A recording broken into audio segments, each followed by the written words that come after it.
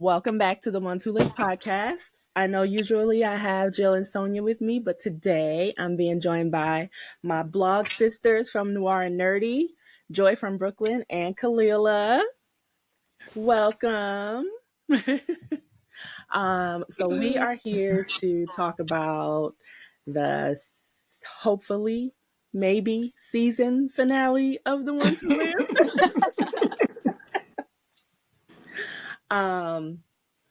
I jotted down some talking points and stuff, but we don't really do like, okay, let's talk about this first and then this first. Like, we just kind of talk. I mean, it makes us forget stuff sometimes when we don't write stuff down, but for the most part, it's just like what we felt good about in the episode or what we didn't feel good about and stuff like that. So, and then it just turns into a conversation for like an hour and a half. Right, because the flow of the episode opens with such a bang. Like, I feel like we'll be able to segue on perfectly. Well, decently. Okay. And I usually go, so let's get into it. So I guess we can start with that amazing first. It was, again, so tasteful. Like, I don't know, they've mastered the balance between tasteful and absolutely romantic, and just I've never seen a scene like that before, because usually, especially now, like, everything is so raunchy and out there and almost borderline vulgar. So to see something, see so little, but then see so much, I don't know. I think, they're really good at that. I'm not sure. Was it the same director from episode 4 on this one, or no? He did Slovis did 3 and 4, and then Stratazemus did 5 and 6. Either way, both of them 8 on those. Don't get me lying. I was not looking at them credits. I was not looking at the not credits. Gonna lie, it definitely wasn't. I didn't even hear the voiceover at first. I didn't hear the voiceover when it first started. I was watching on my phone trying to swipe them out the way. Oh, we're starting like this? Mind you, like, leading up to, like, all of the episodes, watching, I didn't have, like, the nervousness with this one. And again, I had no doubt that Michonne and Rick were surviving, that they were getting home, that they were reuniting with their kids. I had no doubt that that was happening. But even still, like, the whole way, my heart was just pounding. Stomach is, like, bottomed out. Just nervous. Just like, oh, my God, what is going to happen? Like, how is this going to be closed out in this one episode? Like, completely trusted it that it would be. But just, like, where it was going to go was just... Oh, and then for it to start with that scene, I was like, oh, they're trying to kill us. Trying to kill us. And I felt like the vibe, like the love scene vibe in this one was such a different vibe from the love scene that we got in episode 4. Definitely. But they were both amazing in just 2 completely different ways, though. Yeah. No words. Yet again, no words spoken. Nothing but looks exchanged. Yeah. That is such a talent. And that's always been Rick and Michonne's story. It's always been about this connection and a conversation that they can have with just looking at each other. And yeah, it just makes you feel like a voyeur. Like, should I be here? Like, I'm going to look. Like, oh, I feel like such a creep right now. Like, I shouldn't even be watching this. I shouldn't be watching this. Like, this is a level of intense love that I'm like, oh, let me turn away, but also, like, I'm a peek and right. Well, I was just about to say, I have to watch it through your fingers almost, because it's like, oh wow, like they're just laying it all out there for us. And even with the voiceovers, as the camera's absolutely painfully slowly panning to them, you can you feel the buildup, and then it cuts to them in the woods, which I wasn't expecting. It was jarring, it was bright, and I was like, oh no. And then I'm nervous because they're splitting up and they're going their separate ways, and they're talking about their plans to to infiltrate the CRM, for Rick to get the echelon briefing, for Michonne to get Jadis's dossier. And you're just like nervous the whole time because you know that now they're going back into the belly of the beast, basically. Yeah. And you don't know. She said, what did Michonne say? If I can be gotten back to, is that what she said? Yeah. That, and then they were just very like calm about it almost when she said that. I was like, oh, like they're for real, like they're going all out on this, like they're stopping them no matter what. I was like, yeah, this is about to be an intense 55 minutes. Yeah. And like Joy and it's said, just so much. Sorry, Kera. Oh, it's okay. I was just gonna say, like you said, we all knew, we had the faith, like nothing horrific was really gonna happen to them. But I was to the point where I was like, I just know they're gonna have to like fight multiple people and really go through a bunch of BS again. And like, no, like just let them go. Look, don't fight it. Just let them bomb y'all and go. Just give in and die. Like, just everybody just lay down on the ground and just let the bomb come. Just give in. Mm-hmm. But it's always in the especially us being in the fandom, that there's always these times that we have to like explain things to people, parts that they missed. Right. And there's so much storytelling that just happens in those few moments of just the camera slowly panning up. So we know that we saw in the last episode that they flew off after Barry and Jadis. So Rick said that they would have to stop at a few jump points to make it back. Right. So we know that somewhere along the way they found some love nest, someplace. They're still eating the noodles. They're still drinking like they're still with each other, even though they know that they're preparing to go off to war. Right. And it's just that level of like intensity in it that it's like, we know that we have this big mission to go, but we're still gonna stop and have that moment to connect with each other. Right.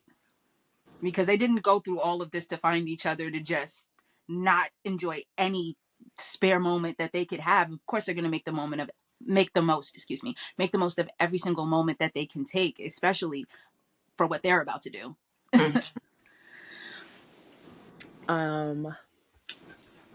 I'm trying to think what happened right after that, because I got stuck on that love scene and I don't.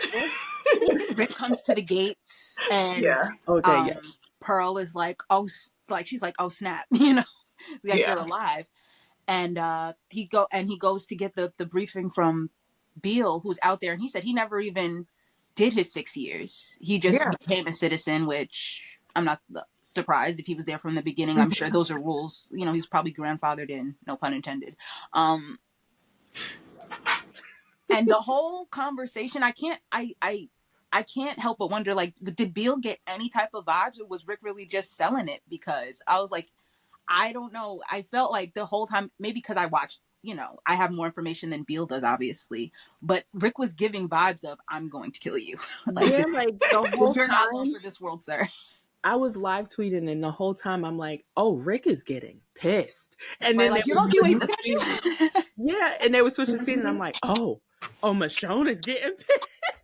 Like, they both sitting there listening to nonsense, getting more and more pissed by the second. And I'm like, and all it was doing was just building anxiety in me. Yeah. Because when Michonne went into that room, I was instantly taken back to when she went into the governor's apartments. And I was like, it's about to go down. And she was tearing that room up because I knew Jadis wasn't going to give her the actual location. What a bird. Yeah. Because why you couldn't tell her it was in the cat. But anyway, after her room gets tossed, and I hear the sidebar, who just comes into somebody's room just because the paper knocks up against something? Let me just break in. Yeah. But you know what? It kind of goes into what Beale says later about how they were planning on enacting martial law. So no freedoms. Like, exactly. Yeah, like no freedom for anyone. Freedom. Exactly.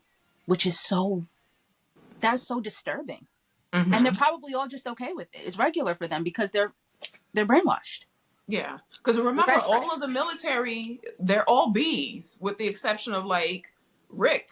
Exactly. For the most part. And maybe like some of the officers that were there at the very beginning, because again, like you said, grandfathered in, and you came in that original that initial, influx into the community, that was always the thing for me with the CRM that was going to be an issue with the A's and B's system, that you started this and you obviously wouldn't have implemented that from the beginning. That's something that came in later on.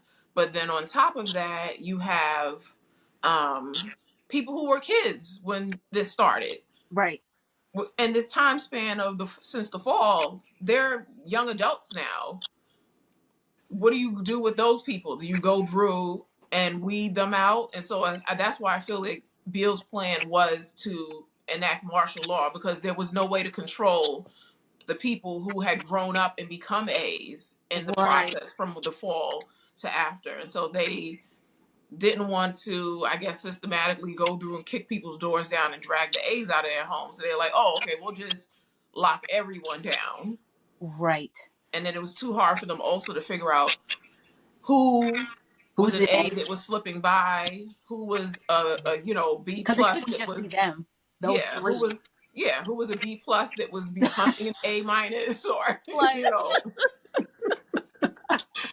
So it's like, let's just lock everybody down, because we don't got time to be trying to root out and have them sit here and ask them these questions.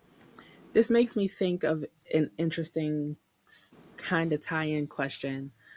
Do you think any of the Walking Dead, any of the World Beyond crew would have been considered A's? oh, yeah. I think so. Considering, I mean, just what did they do? They left Omaha to go where? To Portland? Yeah.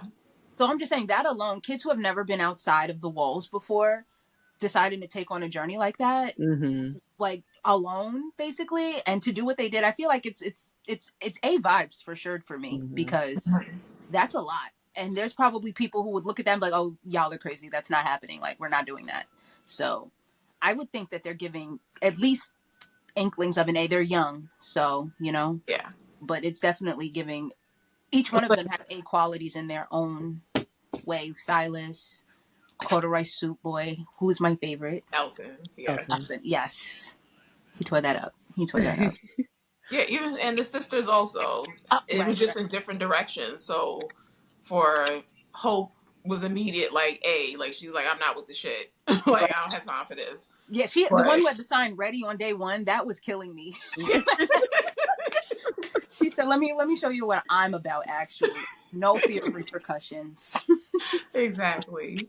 I think Hope, it just took her that she was an A, but I feel like probably because of her sister's stronger personality, her father being a scientist in the lead, that maybe she fell back a little bit. And then when we get to season 2 is when she finally says, okay, now we have to, because she tried in season 1 with her like, yeah, we're going to go do this. And I was like, girl, no. Oh, no. That's what, again, when people talk about World Beyond season 1 and 2, and they talk about the difference between you suddenly pick up in season 2 and the kids are all ninjas and stuff, and I'm like, no, I needed that. I absolutely needed it, because another season of TWD meets Stand By Me, I couldn't have done it. It was. But when you think about it, it makes sense. Like the Walking Dead show was kind of like that too, where everyone was struggling with one walker at a time, right? And then we come, season 2, and everybody's like, haha, yeah, we kill all the walkers. Yeah. And it's like, not that much time happened between these seasons where they're, sorry, I was just letting that car go by, where they're picking up all these extra skills, and we're seeing them turn into like ninjas and swordsmen. Like, Jerry was a freaking swordsman. Yeah. Jerry was not to be played with. So, and that's, you have literally nothing else to do. There's no cell phones, there's no tablets, there's no TV. You have nothing else to do but train if that's what you want to do. So yeah, it does make sense that after a few months out in the world with walkers and assholes trying to kill you all the time, yeah, they better learn how to fight. Exactly. It's like, you better get ready to go, because especially if you're talking all this tough talk and you ready to go on missions, Right. You better be prepared. Right. And which leads into Beale maybe not being that good at reading people as he says, because maybe more A's than we think slipped through, only because I'm sorry, but there's the vibes that Rick was giving by the time he got into that office. Yeah. How did you not see that coming? Like, or I don't know. To me, it was just seeming like I was like, oh, maybe Beale's just maybe he's just ready to go. Like maybe he's just tired, or maybe he's just Okafor's gone. He sees that he said to Rick, what, 14 years that humanity has 14 years left. He's like, I ain't gonna be here anyway. So he's like, yeah, I'm not. Mm-hmm. He's like, I ain't gonna be here anyway. He's Look, like, let's that's just not my start problem. the stuff because I'm trying to enjoy these last few years I got, actually. So I'm just trying to find someone to take the mantle. I'm hoping it's you now that Okafor is gone, because Pearl clearly isn't going to be. Well, maybe Pearl was brainwashed a little too easy for me. All of the years and years and years of being trained by Okafor, and Beale flipped her in one briefing. Yeah. Maybe, I don't know, maybe Okafor's death contributed to that, perhaps. It was just jarring. She was all on board for Okafor's mission, and then you know what? That's why I was like, honestly, I don't think that she was really actually all on board for Okafor's mission, because remember when she had She was that just saying conversation that. with Rick after about like, you spoke for me, don't speak for me, like Right. She definitely said that. She said, not we. Yeah. Very quickly, which, and like you guys' theory was that she actually was never a A in the first place. Yeah. But either, or maybe she's just a different type of A, but it's just I don't think an A would have been okay with what Beale said. Hell no. And I think that's the thing. Like, there was nothing okay about what he said. No real A would go for anything like that. Okafor immediately didn't go for that. He got the briefing and said, oh, okay, I need to start building a team. Like, I need to find other like-minded people because we need to change it. No more A's and B's. So maybe it was Okafor who was mistaken in picking, his team. Well, with one person anyway. He definitely picked right with Rick because he carried out the plan. Well, I said, honestly, I'm like, there would be different levels. There would be different A's, because just because you're an A and you're a leader doesn't mean that you would care about humanity. So there's definitely people who are leaders who are just assholes and stuff. So, you can still fall under that umbrella and be an A, but just not, one that is about leading in a positive light. So, but with Pearl, it really does give that she was just a B, because we know also from our perspective, her conversation with Rick, she tells him that she had already given up on the boat before Okafor comes to get her. Then we also have the fact that Bill was able to flip her with the briefing so quickly, which was so disappointing. Yeah, her being distraught when Okafor was killed, and her thinking that Rick was gone also. That also shows that she was always looking for someone to lead her. She was always looking for someone to lead her. She had got used to that, having been in the military before. That's the type of environment where they purposely break you down, like in your training, your basic training, so that they can build you back up in the direction that they want you to be in. So yeah, she was already full on in that. She was just going to follow whatever. You know what else I was thinking about? So they're sending these operatives out there to be undercover, which I'm sure we've all watched plenty of cop shows that portray and let us know that it's not an easy thing to do to live undercover. So they're living undercover in a zombie apocalypse all these years in these other communities, right? But you kill all your A's. So you're sending B's out into these communities to spy for you, who are just going to become a part of the community and probably fall in love with somebody, and who cares about your plan at that point, because you killed all the A's. So who's left with the strength to follow through in what you sent them out there to do? Yeah, exactly. Because we saw Huck wavering. Right. She was struggling. So that kind of goes into like at the end where people were saying like, oh, there still needs to be more CRM, because like you said, that there's still embeds that are out there in these communities. But like you said, that most of them were Bs that got sent out in the first place. once they find out that the CRM is crumbled, and like you said, they depending on the length that they've been in whatever community they were in, they'll just crumble from that and just like, oh, okay. I mean, I guess I feel like anybody who knows why Elizabeth Kublek is locked up is probably dead now, so she might Right. get released. Mm-hmm. Right. There is that. And then Beale's son, I guess they were talking about him too. That's another loose end between that the plants that Beale has and Elizabeth potentially coming out, if that's, if anybody was thinking about that, if that's on the table, which I didn't even think about that, which I was like, actually, I had thought that like is Elizabeth got killed because remember earlier in World Beyond when she says to there was one of the other soldiers that wavered, and she sent him to the health and welfare complex, and then later on you saw that he was a walker, yeah. that he was one of the test subjects. So when she got sent to the health and welfare center, I assumed that that's what happened with her also. You think they really? I mean, I guess, but I just feel like once someone gets to that top brass level, they might want to spare them. I don't know. I don't know. Yeah, it could be. And then also remember, at that point they had lost the scientists. They lost Layla. So would there have been anybody left to experiment on her at that Right. point? True. So she could still Also, be there. that damn Jeanette reminds me way too much of Elizabeth Kublek. Mm-hmm. And them trying to use Yeah, walkers as very weapons, and much. their whole setup to me is just very CRM. Very, from the Like, outfits to the way they operate, it's very CRM. I thought that the first time I saw it, I said, ooh, CRM crumbs, Yeah. because that's what it was giving to me. I think with Elizabeth, we got to see a little bit more of her conflict with it. And we haven't gotten to see that with Gannett yet. You know, there was that one little conversation with Laurent where he calls out like that she had some pain and she like mm-hmm. fractured for a second and then pulled it back together. So we'll probably get some more of that in season 2 of Daryl Dixon.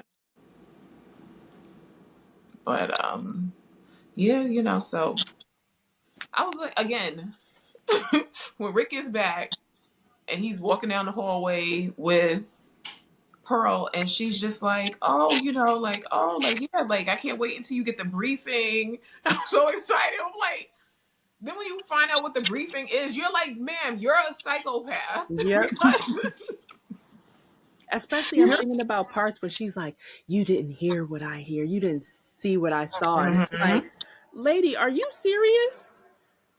Mm-hmm.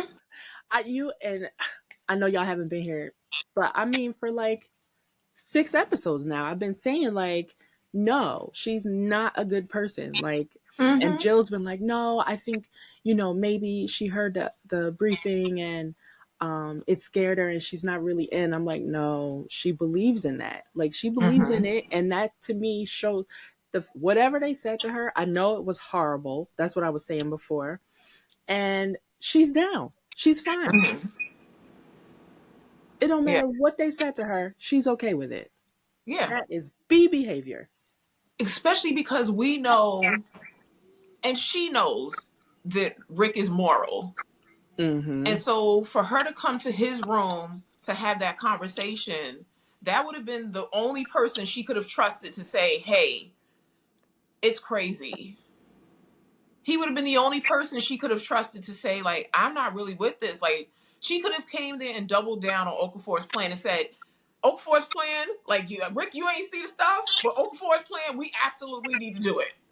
She could have came with that. She didn't even have to explain it to Rick or anything else, and she knows that he would have went along with that. So for her to come there and keep saying like, "Oh, you haven't seen what I saw. Mm-hmm. You don't know what I know," drinking the man's liquor up and stuff, and then requesting that he salute to her. I was like, "Oh, she done drank the Kool-Aid. She done guzzled it down." It's done. She finished the Yeah. cup. She's made more. She's made her own batch at this point. Mm-hmm. And And the flags, the red flags were there all along, but I mean that had to be the final straw, probably why he lost it like that in the finale. But we'll get to that because that was crazy, that fight.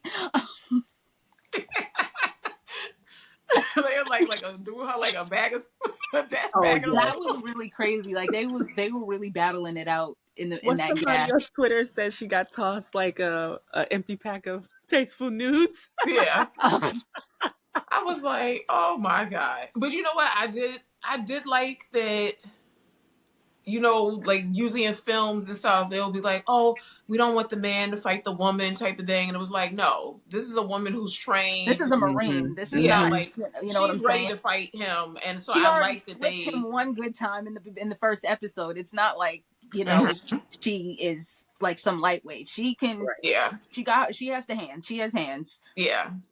So She I like that absolutely. they had that included in there, and it wasn't like, oh no, Rick can't fight her. We have to just, you know, immediately defer to Michonne being the one that fights her. And I was like, nah, Right. like, No, Michonne could finish her up. She could finish her yeah. off. A little, then Applebee's 2 for $20. I'm just saying, I thought it was cute. I love teamwork, you know? I love teamwork. Mm-hmm. And that was good teamwork. Yeah. Because, and again, Rick fighting for years and days and forever. It seems like he's always fighting forever. And then here comes Michonne, zoop, zoop, finish. Literally 3 moves and it was done for. Exactly. As usual. Like, She always has to clean up after him. Okay, let's explain how people keep. I mean, of course, if you're the star of a TV show, yes, you're going to have plot armor, but it's Right. not as much plot armor as people think it is. Right. Because his Because CRM military uniform is made for them to not easily bite through. right, yeah. I was just about to say that the ridges, all of that is specifically made so that you can't get bit. The neck guards are supposed to like stop your neck from getting bitten. The helmets, I mean, they're literally made to be bite proof. Yeah. I had to remind some people, I can't remember if it was in the spaces that we did or something Right, I else, think but I was saying about or in stop. episode 1 when he goes to escape and he's partially down the manhole and the father Walker tries to bite his arm. Yeah, and he was Can't getting bite nothing. through. Yeah. Yeah. And then they were Same like, thing with oh Mo, yeah, you had it can't on bite through Fear. the. I'm like, yeah, you can't bite through the uniform. That's the whole Listen, point of it. Elton's corduroy can stop a Walker bite. Right. Rick's uniform can stop a Walker I was about bite. to say they're not biting with like metal steel teeth. I mean, these are Right. decayed Walker teeth, but So regular decayed human Walker teeth. hands. Like it's not it's not Wolverine you're going against here. Am I the only one that feels like their teeth should have fell out by now and they should just be gumming people at this point? They should, Not but gnawed on. Imagine getting gnawed on by a Walker. I would be so annoyed. Because what are you doing? Okay, do like, y'all what are you believe doing? this 14-year crap that he's talking about? No, I don't believe it. I only think because if it's dead tissue, how is it hosting live viruses? Like we all know you can get sick from dead bodies, yes, but I think that's about it. Most viruses, bacteria need like a live host. And I understand that walkers to a degree are alive because they're walking and moving, but there's no cellular. Oh, I wish I could remember what happened in science class, but there's no, what is it, cellular restoration, whatever it's called. Nothing's happening. There's no growth. Nothing can multiply and grow and be fruitful in a walker except for a parasite or, oh my gosh, no, that would be actually scary. But but even then, a parasite needs like, something living to eat. You know what I'm saying? We do see like the walkers becoming habitats for like melting things to into grow on trees them. and things like that. So there's a possibility with it there, but again, it's like how wide would it, you know, how would it spread to humans from there? And I mean, they could have focused on mitigating that, no, instead of killing even more of humans. Like they're gassing people right and left. Right, they're creating these large hordes You that could they're be afraid of large now. scale eliminating walkers. Exactly. You could have said, "Oh, we're going to march across the world and we're going to put all the walkers down so that the diseases that they could possibly be carrying don't end up out here." Exactly. Like, nah, let's kill people and make more walkers so that the little bit of Right. us, the 100,000 of us that'll be left, will Right, have I a guess. whole lot of infectious walkers out Right, because then there. eventually you're going to run out of people, so therefore you're going to run out of supplies, because a lot of these scavenged supplies are finite. It's not like, there's an endless supply. So you're cutting down the numbers that you need in order to repopulate the United States and the planet. It doesn't make any sense in the long run what Beale is even thinking about, which is why Rick was like, yeah, no, you're out. Like, let me go ahead and finish you off, because that didn't even make sense. You just made that up. Right. I'm like, so what intelligence level are these people at that they heard this plan and was like, oh yeah, that's a great idea. Let's do that. Are you serious? Well, that's the thing too. Is like you gotta remember also that some of these people, like remember with Elizabeth Kubrick, the guy, when he was like, yeah, like this is crazy and stuff. So you're in a place where most of them is like, if I speak out against this, then I'm going to end up as a test subject. I'm going to end up as a walker or a delta or whatever Exactly. So Got to play it, ball to literally survive. yeah. But so that's why I was thinking that, there would have been more of them. Well, obviously not in the red stripe squad, but like the other CRM officers, that more of them may have been involved in the revolution that was, going on. So it's possible that was going on. Again, some people were saying, maybe if we get a Tales episode that shows about some CRM officers who weren't with it and what they were trying to do. Right, because we got little crumbs so far. We got Al and her And Isabel, yeah. Isabel, yes, we got Al and Isabel, which was cute. There was a little something, but it was just crumbs, So maybe an in-depth Tales story would be nice for those who are absolutely hell bent on getting more information on the CRM. Where are we? Okay, the elevator. Can we talk about the elevator? Oh, The world's longest we didn't elevator. get to okay, we can jump to that and then we can come back to the other. No. Let's go back. My fault. No, I was just gonna say, because again, we were talking about when Michonne gets into Jadis's apartment. Oh my gosh, yes, I did skip that. Girl, you lived in the trash dump for a reason. Because what is going on? You just got here. Where's your room It's been already? literal days. Where did you get all of this stuff? She's got clay. She's got easels. The bed is not made. Like, it's just so much going on. It's so much going on. Completely. I was like, girl, I can't. Making herself another cat was so petty. right. Because she definitely tried to get it back from Rick too. She was like, and the cat back. And he was like, no. No cat. What cat? He been stepped on it and slid it over to him like a drop 20. It's over. Like, it's absolutely done. And again, it shows like her obsession with the two of them. That letter was terrible work. Oh, that letter was crazy. Like, she was really setting them up to get all the way wiped off the map. Like, and then to leave people by name for them specifically to hunt down. That's crazy. Yes. She said, "Oh no, I'm burning it all down. I'm dead. So everyone's gonna have to go with me. See y'all in the afterlife." Exactly. So all the people who are saying like, Michonne should have given her some compassion and just lied to her and said, what she needed to hear so that she can die. No, this woman stole that lady's peace for 6 years. Absolutely not. Fuck like that. Lady. But then we saw what she was saying in that letter. She had no compassion for them, even in her death. She was like, no. She blamed the whole Okafor's death on Michonne. Like, she shot him. First, she didn't shoot him. But, okay. Right. Lied on her at that. Like, please. It was like, you did that on purpose because you wanted them to go to Alexandria and the other communities with a vengeance. Mm-hmm.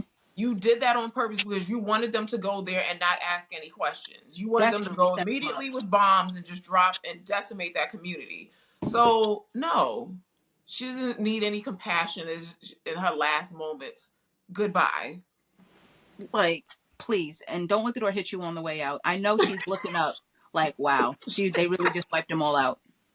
Yep. Just like not looking up again. Listen, a lot of people from this show is looking up. You know, a lot of them are looking up. Looking up. Looking down is a very, very sacred and not easily given honor, honestly, because questionable things have happened. So sorry, but there's going to be a lot of people looking up from this. Wait, did Sure y'all see will. the post on Twitter?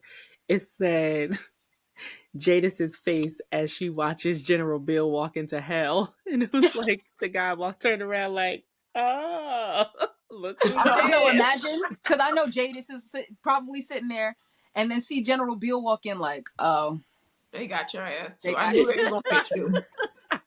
I knew I know they was gonna get you. Pearl strolling in, like yeah. It's over for all of us. They Yeah. won. They won.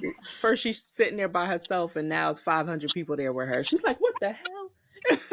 Exactly. She's like, oh yeah, I knew. And again, that's what they should be beating her ass, because if she had just minded her business, this wouldn't happen. Like, she really could have minded her business, like, and everything would have been fine. Why were you following them? Like, why was you skulking around in the first place? This is exactly why you always end up in something, because you don't mind your business. Because when the helicopter crash happens and they go there, and for them it's case closed. Oh, Rick's dead, Dana's dead, Pilot's dead. That was her opportunity to say to herself, you know what? Even because she said she knows Rick and Michonne could do anything, and she knows eventually they would come back to the CRM. That was your opportunity to say, you know what, General Bill, I think I want to go be an artist. I'm gonna go back to the CRP, and I'm gonna just chill there while you guys do your march. I'm gonna just slide across. And you could have went right back to the market, had yourself a booth next to Banjaro, and been chilling. And so when Rick and Michonne came, what made you want to enlist in the military, girl? Yeah, you absolutely could have done your art and just been calm. You could have just minded your business, and when Rick escaped the first time, you could have just walked off whistling and said, "Well, I did my part, saved his life. Hope they're happy." Yep, exactly. Could have You could have been right there. So when they really blow up, something. Yeah. Like, oh, FYI, Michonne's husband's not dead. She doesn't need to grieve him. Like, you know, maybe she can come visit. Like, it's never been, like, she could have, I don't know. I feel like, especially with her rank in the military, she could have saved quite a few people, but she didn't want to. Even though she said she cared about them, she clearly didn't. Like, they told her the children were starving, and she was not moved. So. But the way, like, part of Bill's speech when he was trying to, like, you know, really bring Rick into the fold, he's like, you know, bring your wife, girlfriend, kids. I don't give a damn. He said, you could have led with that, Bill. Like, you could have opened up with that. Maybe he'd still have a hand. Right. Like, and who else got this offer? Like, was this only on the table for Rick? Like, that's what I was like. I feel like he was just saying that to Rick because he knew he needed a bit of convincing to get him in. And what he would have done if Rick had said yes, he would have said, hey, send about 50 of them over there. Wipe his community out while we're doing this death march headed from this way. So by the time we get over there, oh no! Oh, your community is gone! Rick, what are you gonna do now? Right? You might as well just stay with us. The setup. That's what I feel like he was just trying to set his ass up. He was just telling him anything right then to placate him. Right, because he knows wherever Rick is from is probably no joke. Yeah. And he's probably been protecting that information with his life. Hasn't told anybody anything. So I think Bill was definitely trying to see if he was loose enough to tell him where to give him some information. And Rick, he was on his. He one thing about him is he don't fall for the mind games. He was like, "Oh, you think you're slick?" He turned on his detective Grimes mode in that. He was not playing. He was in the hot seat too. He was staying calm and cool, quite literally having flashbacks, or I don't know, maybe those were for us. But he was just sitting there calm, just not even sweating, and he's usually sweating. All right, you're not gonna do too much with my man, okay? Listen. He was in there sweating bullets, and as he should have. He had a lot riding on him in that moment. He was doing a lot. So I'm going to give him a pass for it, but he was absolutely drenched by the time he was that old man. Slid across that table and suddenly he was soaking wet. I was like, was it Flashdance? What happened when you I got across was the just table? about to say, let's talk about the death slide because Because what? Beal held his own. Let me not do too much because Beal held his own. He didn't go down too quick. He ate that knife throw because that would have been it for Yeah, me. he did. If you were throwing knife at me, Not that would have been it for you. it would have been. I'm like, oh, finish me off quickly, please, please. Because no, imagine you stabbed. Like, absolutely not. I can't take a stab to the chest. And it definitely caught him. Like, that would have been it for me. I would have played dead, honestly. I was not cut out for that world. I'm playing dead. Wow. If someone slid across the desk on me, all right, y'all are big and bad. I'm sorry. Oh my God. I keep wondering who the hell they got to stand in for Terry O'Quinn because I know when Imagine they standing slide there across knowing that Andy's desk and coming land in on head him. first, knowing he don't listen, knowing he be hitting people by accident. I would Thank have been you. so scared. Exactly. That's why I get nervous especially because he don't listen. the stunt double. Said, like don't go head he's first. going to punch me in the face somehow. Like, I'm going to end up punched in the face. If I was Terry O'Quinn, I would have been like, man, didn't he drop deny? Can we get something in writing, please, that he's going to follow directions, even though Denise said he did not? Did not. So thank God right. for Terry there. Hopefully, he definitely wasn't supposed to slide across the desk. Like, why did he? His stunt double was supposed to slide across the damn He's desk. gonna show you he still got he is not about to sit and let a stunt double do everything for him. Because he said, you're gonna see my face too, actually. Yeah. Like you're gonna I'm imagining had a stunt double did that, it would have been like, oh, okay, he split across, but not as impactful as us looking at his face as he slides the whole time. That made the scene yeah. crazy. That's all we talked about for a good little minute. Yeah. Once we awoken from that sex scene, we went right over to the desk slide. We were gagged. We said, "Oh, Andy's giving desk slides. This is exactly when he threw that knife, like the knife throw, and then the slide across the table." Because imagine you've just plucked a knife from your chest. You're checking to see if you're bleeding out, and you look down, and this man is coming at you, 30 miles an hour, off a knee slide, coming at you off a knee slide, and you sitting there, you 70, you have not fought in God knows how long. You didn't even do your 6 years of consignment. You was just pouring tea. He was just breathing hard at the fence. like he's like, you didn't have to. I would have been up with the night. Like, you didn't have to slide across the table. You saw me breathing hard and walk at around. the fence. That was excessive, actually. Like, you had time to get up and walk around. You're doing me horrible right now. This is a lot. Then he goes and turns it into a true crime show for about 6 minutes.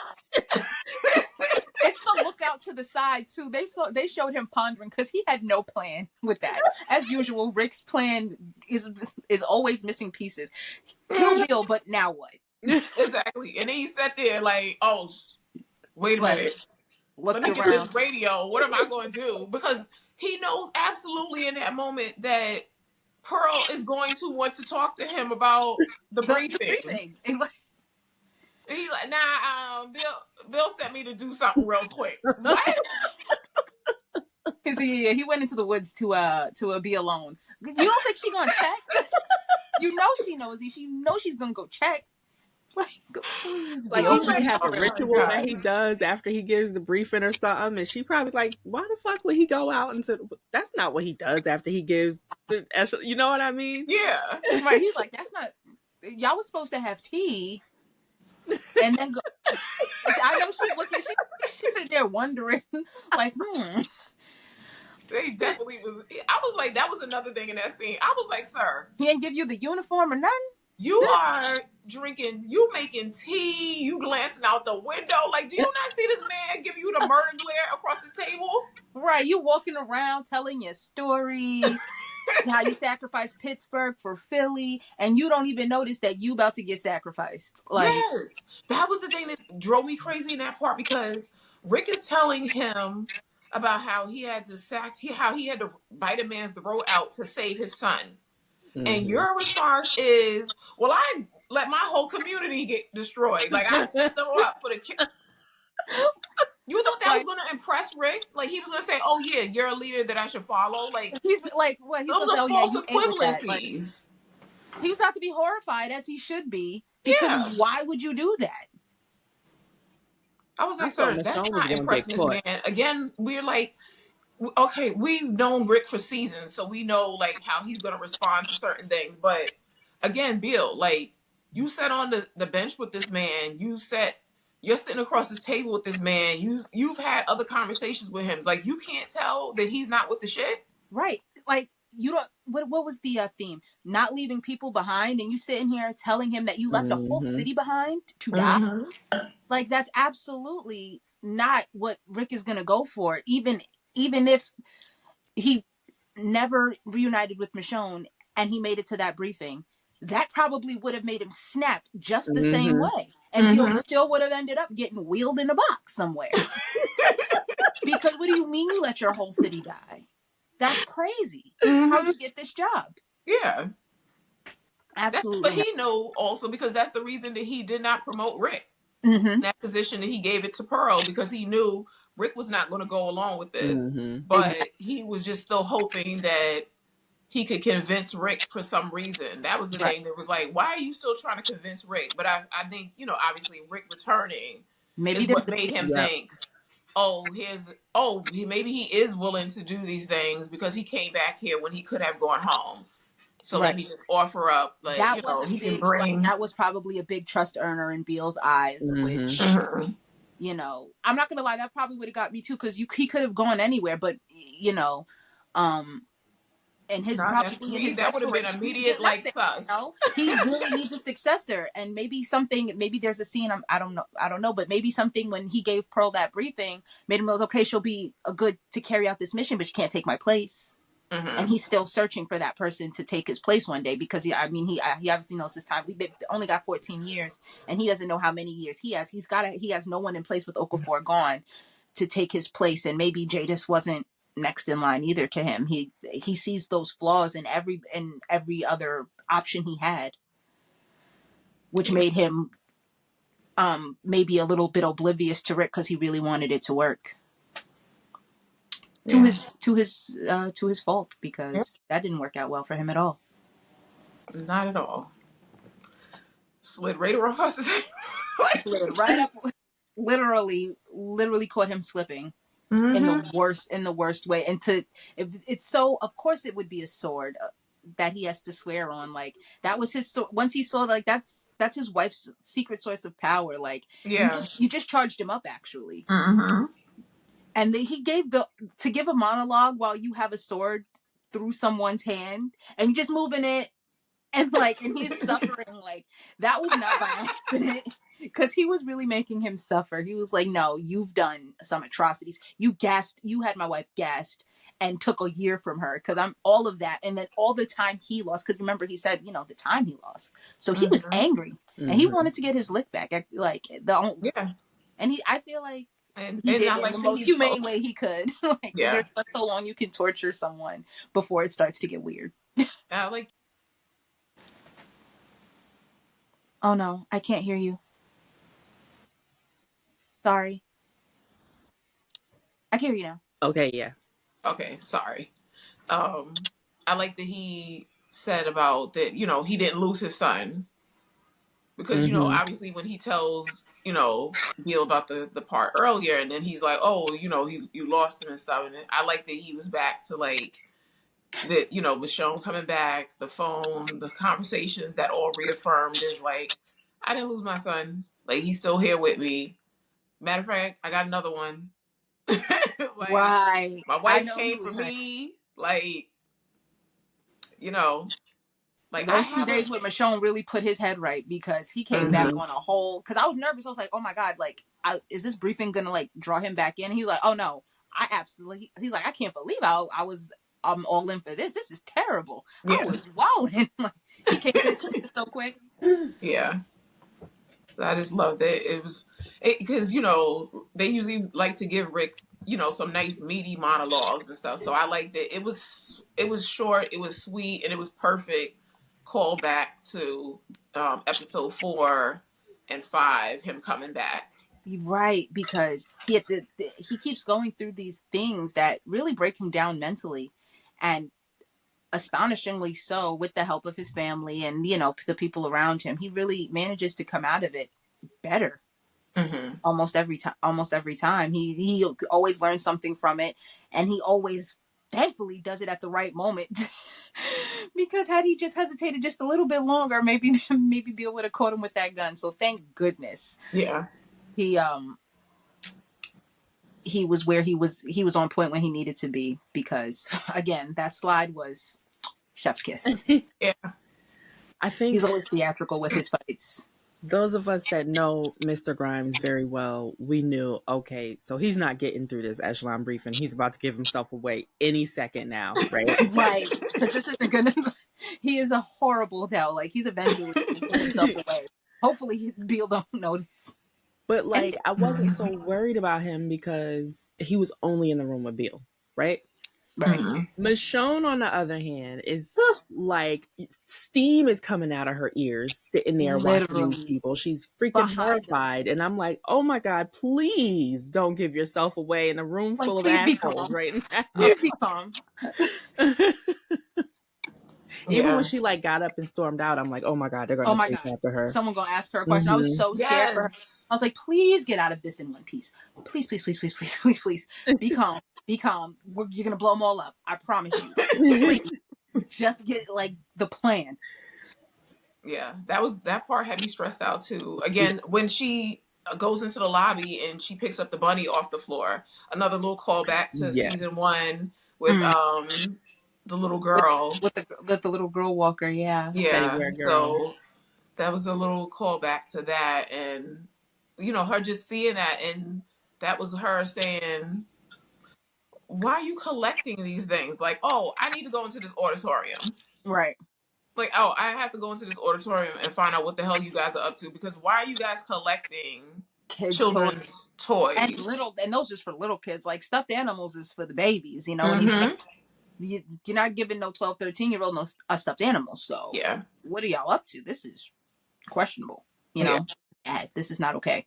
Because she's like, oh, Rick, like, she, in her head, she knows Rick is getting the briefing, but she's like, oh, I still need to see something else. Like, I'm gonna go check this out also, because like, let me go scoop up some intel. Because she could have easily like left out and went back. Again, and she was on her way. She was like, oh, yeah, man, gotta do it. Like, yeah. She was out the door, but she had to turn around and go back, because that's who she is. That's who they both are. Yeah. They wouldn't have been able to live with themselves, and they would have been looking over their shoulders for the rest of their lives had they just left anyway. They had to do that. That's why there was like that immediate flash to Michonne's last episode on the main show. Well, no, it was the flash to Scars. Yeah. The flash to Scars, because it shows like her remembering like people taking children. Right. So she's just like, oh no, like, no, this is not something that I'm going to abide by. And we're not, So let me go figure out what exactly their plan is. And when she saw that plan, again, when she got up out that auditorium, I was like, girl, how you just going to stand up in the middle of the meeting and just leave? Like, wait a minute. Like, please, like, if you don't slide out calmly, like, you she open didn't even do, like, you doors. leave a movie theater because you got to pee real quick. You like, let me do a little hunch. She was like, I'm standing straight up. She's throwing both of those doors open, let every little bit of light spill into that room behind her. She said, oh no, y'all are going to know my dissatisfaction with y'all, because what is this? What are these? And it was crazy, because when they were showing the pictures of the kids, and I said she picked that last one, which it looked just like it could have been one of her babies. And I was like, I know that's tearing her up, because, and it's like almost like they were trying to desensitize soldiers to it. And by showing them these images of the kids, almost trying to like prepare them for the faces they're going to see in real life, and to show them like, okay, this is like, I'm sure these faces are cute, but you guys got to do what you got to do. And they were just kind of all just sitting there like statues. It was very unsettling the way they were just sitting there, calm, expressionless. Michonne is the only one sitting there, visibly horrified by what's going on in front of her. Yeah, and that was scary. And I'm sure Michonne noticed that too. Like, she's the only one out of everyone here that has a problem with this. They all gotta go. Yeah. You know, it makes me think about when you watch movies and there's always, you know, the main bad guy, and then he has like his main, you know, villain that's, you know, guy that's under him that does like the dirty work and stuff. And then there's always 1,000 henchmen. And you're like, why are you willing to go along with these things? Like John Wick is coming in here and he's killing everybody and you're still jumping in his like, why are you doing this? Right. Like, I but would have again, it shows like henchmen, like the mentality, like of getting them and getting them into like doing right. whatever dastardly deed you're up to, and they're willing to die for this, and they just go along with it. And we kind of like think of ourselves and we think of other people as like, no, that most people would step up and do the right thing, but Right. you Or at least know, see the weirdness and cut out. Like but we know historically that's not normally what herd happens. mentality or whatever that is called, like it kicks in and Yeah. you don't want to be the oddball out Hmm. to go against, especially when you see what's happening. I think that's how Negan got into power, because you Yeah. know, you see someone getting their face burnt off, you're like, I'm gonna be Yeah. quiet. Like I'm gonna yeah. be quiet. Yeah, I'm gonna just do Let whatever me I need blend to in. do I'm to just make it I don't want to make waves. myself.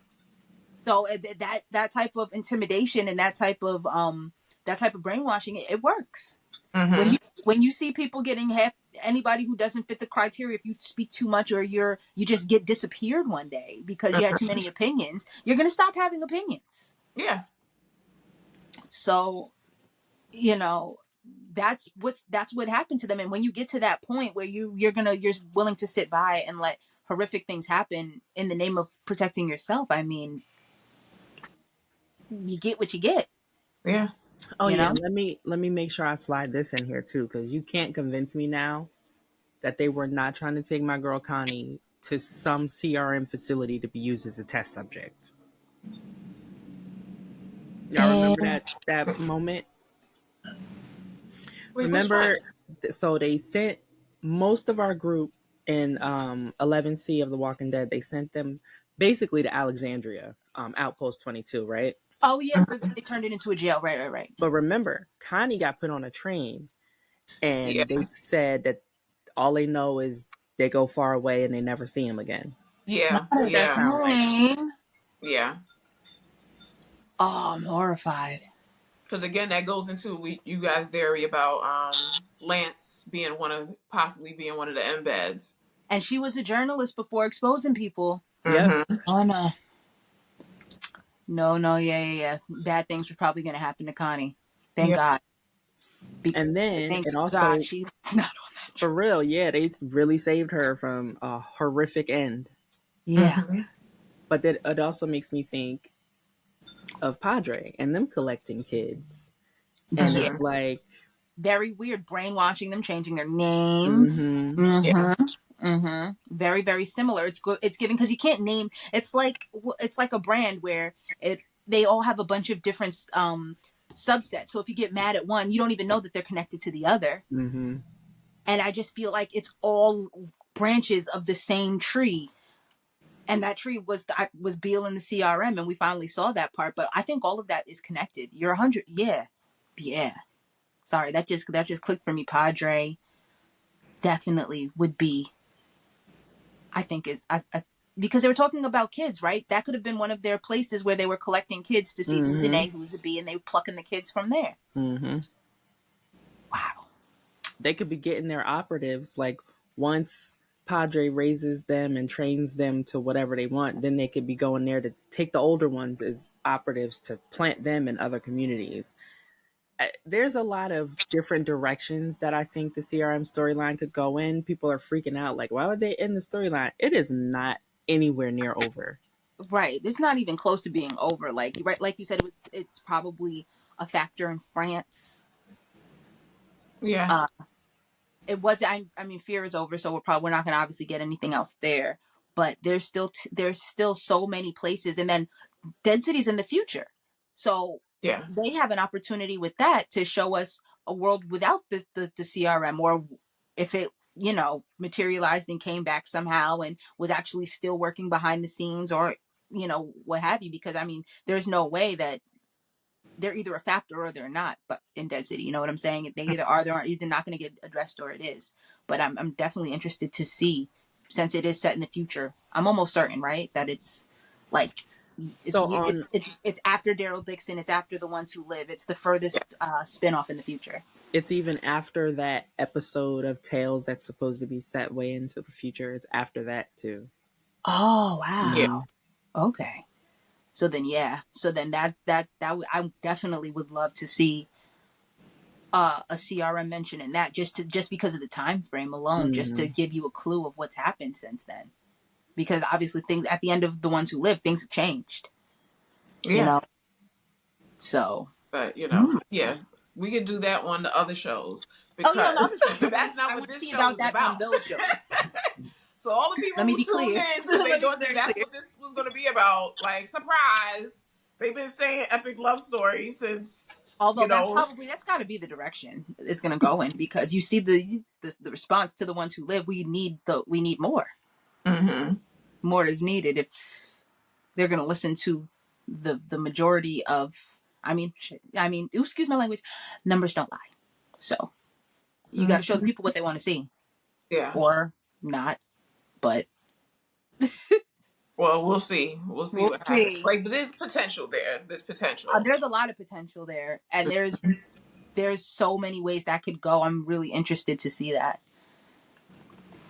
Definitely, because that would be a really good tie-in, and just and if there's some grand reunion with everyone. I mean, there's no way you can't address it. There's no way you can't. Excuse me. There's no way you can't address it if there is some uh big reunion coming later. How would you tie that in? Everyone's got to get caught up.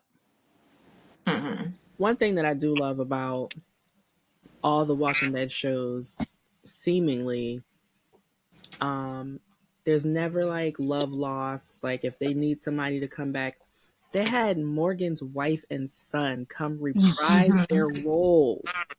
Yeah. They do right by their people, because Yes. nobody's ever upset with them, and good, as they should not be. Mm-hmm. Mm-hmm. It just goes to show what a good work environment it is, and how good the people are, because to be able to call on people from 14 years ago, or excuse me, so from 10, 11 years ago, to come back and reprise a role is woo. And then they're more than happy to do it too. More than happy to. Mhm. Yeah. And didn't they eat looking exactly the same? I know. Yeah. Yep. Yep. I said, come on, Jenny and Dwayne serving. And they also like to uplift their actors and stuff, because they bring them back as producers, as writers, as directors. So it's truly a family, and I think that's why it's so easy for the fans to become these different groups of different types of families within the fan base as well. Look, we done went all around in circles. Let's rewind it a little bit and bring it back to Let me get my note. this 45-minute elevator ride that we had to take. Right. Okay, yeah. Okay, I was wondering when it was safe to mention the elevator ride. Man, that was the most stressful moment in the whole episode for me. When he gets on and presses 6, and then it finally got to the ding for this 2. I said, we just getting the 2. Who is someone pulling this elevator by hand? Like, what is happening here? It was so, I was sweating too. I was like, oh my gosh, please. And then I'm looking through the mask. I'm looking at Ricky, looking at me at this point. I'm like, I can't help you. Like, you better hope that, and then this guy looks down. He doesn't even give him a chance to ask what it is. Is it ketchup? Right? Is it a Kool-Aid? Nothing. We're instantly tussling in this elevator, which is crazy. Because Rick jumped him first. Yes. He said, slammed him into the wall forget first. it. I can't even risk it. Can't even risk it. But I was like, that was the slowest elevator ride. It was stressing me out. I was like, freight elevators aren't even this slow in real life. Like, I was just about to say, there's barely anything on here. This should be moving quickly. Floor? Why are we going to the 6th floor? I'm like, Rick, stop looking at the floor, man. You look nervous. You look damn guilty. floor. Your cop plate cool. Jesus. Oh my god! And again, I thought I was like, oh, He was like instantly Rick. under the bed again, like 411, sweating and shaking.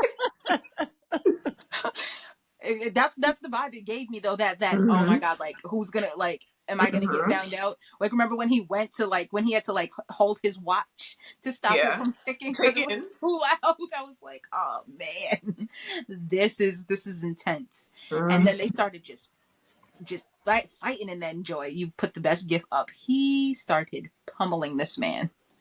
I've never seen Rick get this many punches in back to back. He never. They corrected some wrongs with that because this poor man forget They the must have ones he heard us get hit. talking all that trash. Right, It was he'll give like, you a good if kick, it's one an thing Rick amazing gonna kick. do is get his ass beat. Exactly, he'll give you a kick, but 9 times out of 10, the hands are iffy with him. So they said no, nope. The combat is up. The combat is up. The combat is up. And I was right there for it. But I was like, I always say when people, even when we crack jokes and with other people, when we crack jokes about Rick, getting beat up and stuff all the time, I'm like, you know what? That's the test of like a true fighter is whether Mm-hmm. you can take the hits. Right, Because and throwing he punch eats. is He fine. does. But if you can't take getting hit, You're done then for the because you fight is knocked out. over. You knocked out. You sleep. And one Yeah. thing about him is he doesn't get put to sleep. Yeah. He'll eat those punches. He'll get Mm-hmm. hit in the face. Yeah. He'll eat them every time. Mm-hmm. Because So when it's I like, remember the okay. governor was punching him, I'm like, stop turning your head back. Like he's like, I'm like, please. Oh Like no, he play it learned off in like this one because remember when the guy went to punch him and he shifted his head to the side so the guy he punched said, him. I said, "Look at you, learn something." you done learned how to dodge. Finally, Oh yes. my god! But that one hit when the dude hit him and he went and blood flew onto the wall, I was like, Uh, that's another concussion. There's got to be a limit at this point. Like the concussion count between Rick and Michonne together, poor things. Like I'm surprised that they don't hallucinate more. Someone's always knocking them out, drugging them. Who knows? They've been through so much. And even Michonne knew because when the elevator finally gets to where it's supposed to be and it opens up and this man is on the floor, she's like, Rick. yeah. She had to bring him back because she was about to get tackled. For real, yeah. Yeah. Definitely about to. He was not going to give her Oh. a second. So she had to make sure he heard her voice before he got to work on her next because Again, that feral look that Rick was giving right there as the Mm-hmm. elevator was coming back, and he was looking like whoever's on this, like I'm about to kill that. Like that feral look is. That's Red Machete. That's Murder Code. It was all right there in the eyes. I was like, and again, I just love too that Michonne is just not phased by that at all. She like, Rick, what are you doing? You up here killing people? He's like, what is it? Rick, What's what's this in the box, man? What's this dripping box that you done brought up here? What's in the box, man? What's in the box? What are we gonna do with this? And he's like, so babe, what happened? Remember I was supposed to get the briefing and then we were going to dip? Like, I might have killed someone. The look on his face when she's like, what's that? They're so unintentionally funny with those scenes. The rapport is just delicious because so much was said with that look. He was like, What had happened was like, well, walk with me here. I technically did a good thing. The timing questionable, but and we rise. Yeah. What does she do? She puts an additional body in the box. Mm-hmm. We're like, oh, let's take the other one too. Like, I got something for this. And again, I love like that. That he just lets Michonne lead him. Mm-hmm. Very much so, because when he was when they get to the other office and they're getting the grenades and Rick says, we could just go. Like, we can just go home. That broke me because I was like, damn, y'all could just go home. Beale is dead. Like, all y'all got to do is get rid of Pearl and y'all are good. Like, y'all might be, there's no dossier. They're not going to find you for the most part. But Michonne has to bring them back and say, hey, this is what we do. Like, we can't, like, we're never going to sleep comfortable again knowing that this is still here. Yeah. And poor man, he just wants to go home he just wants to go back home to his babies. Like, He is so tired at this point because she's really broken through to him now at this point. He wants to go home almost, not more than her, but he really wants to go. Like he doesn't even want to even risk not being able to come home to them. And that was like, that let me know that episode 4 really, it really got through to him. I was afraid that the programming was a little bit too deep and there was something still there, but no, he was so out of it that he was ready to be out of it. Yeah. Because again, it goes to the little flash of them, you know, in bed preparing for the plan. And when she says about, you know, if he can, you know, get back to her. And so that's when he's just like, do I even want to risk that? Like we're back together again. I got the echelon briefing. We killed Bill. Like, do we even need to do the rest of this? Because I don't want to risk again us going into another circumstance where I could lose you. Exactly. And she's just like, nah, babe, you ain't see them children. Like, we can't let this happen. Like, we gotta do this. Like, this is us. This is what we do. Like, we're a little crazy. We're a little crazy. We always been a little crazy. I also it's like that perfect like, combination of like when you meet somebody that you're like, oh, you know, there's a little something right with me a little bit. And then you meet somebody else and it's like, oh, it's something a little not right with you, but it matches perfectly with mine. Like, oh my God, you're my lobster.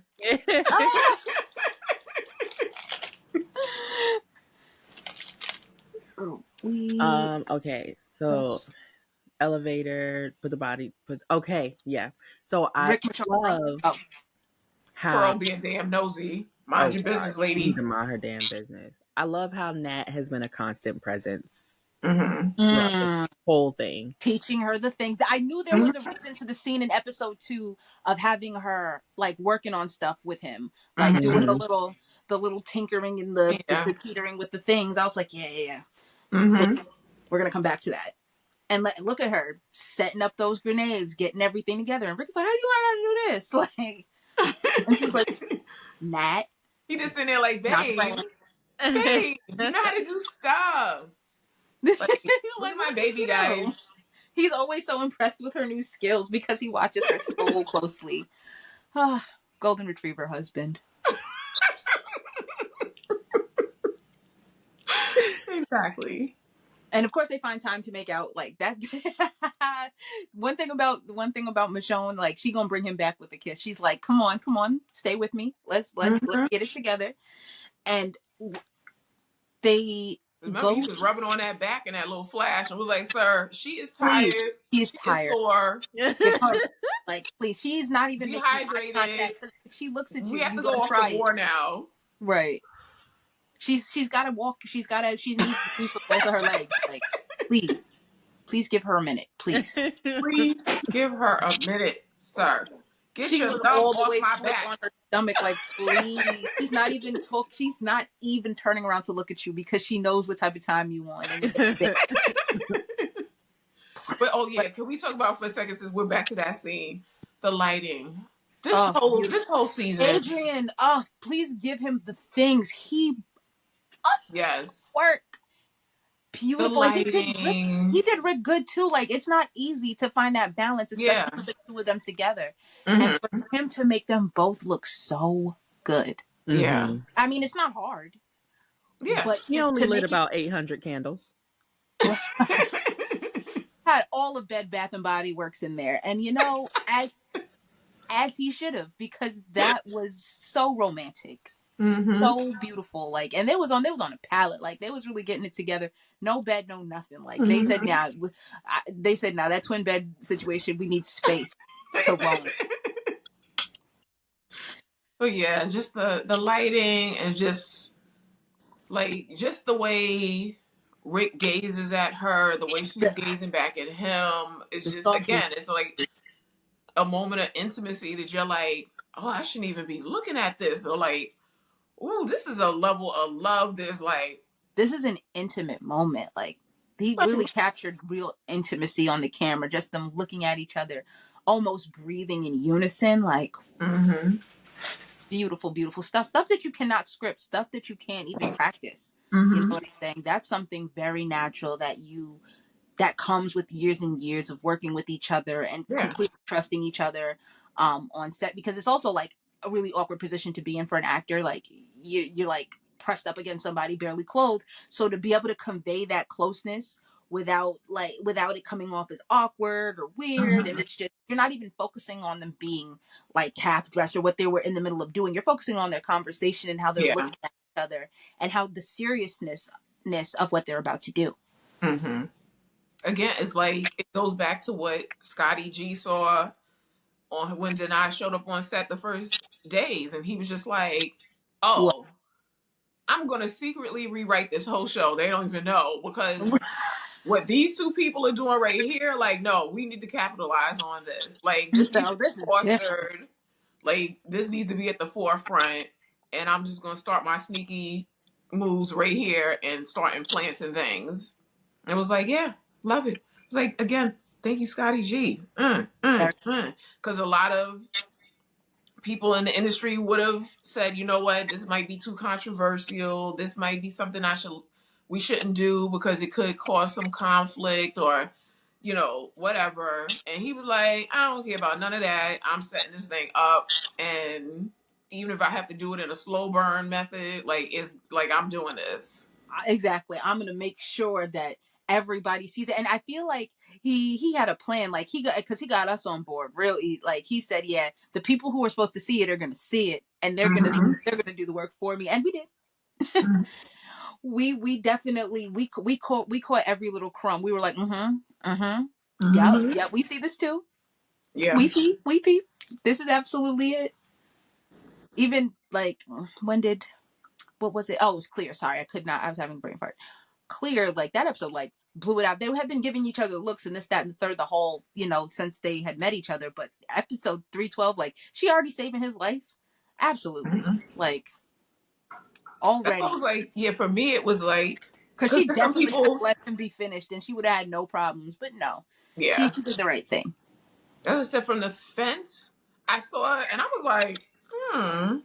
This But I is. didn't think that the show was going to be brave enough to do it. I was just And about to say, like, I was like, oh no, like they're gonna, maybe they'll play with it a little, maybe yeah, they'll tease us, but we're never gonna get anything like that. So yeah.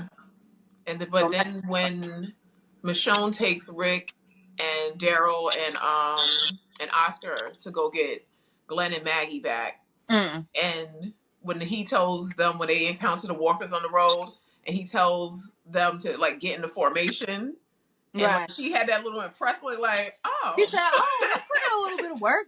Okay, okay. And then when it was returned, when they got in the cabin and she killed the guy in the cabin, and Rick looked like, oh, I was like, oh, we're doing something here. Like this is Right, going to be a thing. right. I I knew was like, from "Oh, there. this is giving absolute chemistry." And the way he was always talking like, "Oh yeah, you're out of here, you're gone." She's not coming back with us. But then just magically, she was always just sliding right through there. Always like, oh, she's Mm-hmm. asleep. Okay, maybe another day. Like, but he never had that type of he was almost what Will and let Axel and Oscar go until stuff got crazy. He stuck to his guns until something happened. Same thing with Sasha and Tyrese, ready to send them packing. He Mm-hmm. always managed to pull himself together to keep Michonne around. Mm-hmm. He don't let them hallucinations fool him with that. I was just about to say the only time a hallucination came out for Michonne was to tell him, like, what are you doing with that rope? You are bugging. Put it down. Lori had to come out and say, put it down. You're doing too much. That's the only Mm-hmm. time a hallucination came out for her. And you know what? Yeah, as it should have. Because, again, that's Rick's subconscious knowing what he needs before even he does. Exactly. Yeah. Are we at the Pearl versus Rashomon fight yet? Well, so we're at them setting up the bombs. Right. And Rick, Oh, and they get to again, walk looking at those. her like, yay, like, look at that baby. Like, she got a plan. Like, and again, okay, so then for the people who were like, they have the gas just sitting there. if you watch World Beyond, they had the gas just sitting there in World Beyond also. I was So just it's about not to say, like the that gas CRM is coming up with the laying around. craftiest ideas here. They're like, The dude, gas was let's just leave a sitting there tank then. full of gas. Like they constantly do that, but that's bad guyism. That's what they do. The same way they Yeah. always, for some reason, reveal their plan to the protagonist. For some reason, it's just how bad guys are. Like, Yeah. let's be for real here. That's how it works. Because at And first they had it in the cold storage. And yeah, then when that was compromised, they took it out and put it in the shipping containers that was sitting out. And so Hux was like, oh, that's the gas right over there, y'all. I'm going to blow that up. right. She was like, So oh, yeah, that's what, like you said, that's what bad guys do. They're like, we're just sitting here because, again, who would think, who's running up on them at the summit? exactly. Who would be crazy enough to try to attack all of them, all Yeah. of the red stripes? Nobody's coming at 200, 2,500 soldiers sitting here at this meeting. They like, oh, okay. Boy, do I have news for y'all. Like, nobody's going to run up on us here. Like, okay. All right. But yeah. Sounds And nice. then Rick gave Michonne a gift. He's like, I got a gift for you, He always baby. has something for her. He's like, Always. I got a gift for you, babe. But I was like, oh, that's so cute. He was like, look, I got you a sword, babe. And for she's now. like, oh. And the way he, like, we didn't even see him snatch it. Like, he always manages to pull it out at the perfect moment. Like, so nobody noticed this the whole time. He just had a sword tucked for her just to pull out at the last minute. He always makes it a surprise. Mm-hmm. He's so romantic. And she absolutely ate with it. Let's get into Michonne. Michonne being able to use any type of sword she's presented, any type of stick, any type of object. She is so flexible. She is so versatile. Yeah. In the way she can wield literally any weapon. Again, I'm like, shout out to Deny because I would be so out of breath. the things she be doing with her body, I'm just like, girl, like, let me sit down. Like, let me sit down because I need rest.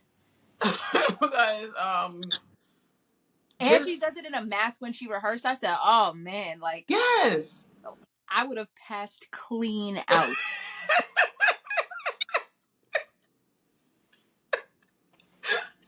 passed out. Like, what is happening here? Trooper. Okay, But can y'all hear me now? Oh Yeah. wow, we couldn't hear you the whole time. My mic was acting crazy, and I like tried to say something quietly, and I could tell y'all ain't hear me, and I'm like, I'm not even gonna mess up the flow. Let me just figure this mic out. Lord. Okay, good, it's fixed now. I was like, what the hell? They gonna eventually be like, why is she not saying anything? I was was thinking that too. I was like, are we like dominating the conversation? And Kara, like, are these bitches gonna shut up so I can say something on here? I was like grateful, like, well, thank goodness I got two people that just keep talking because I was like, can y'all hear me? And y'all was just like,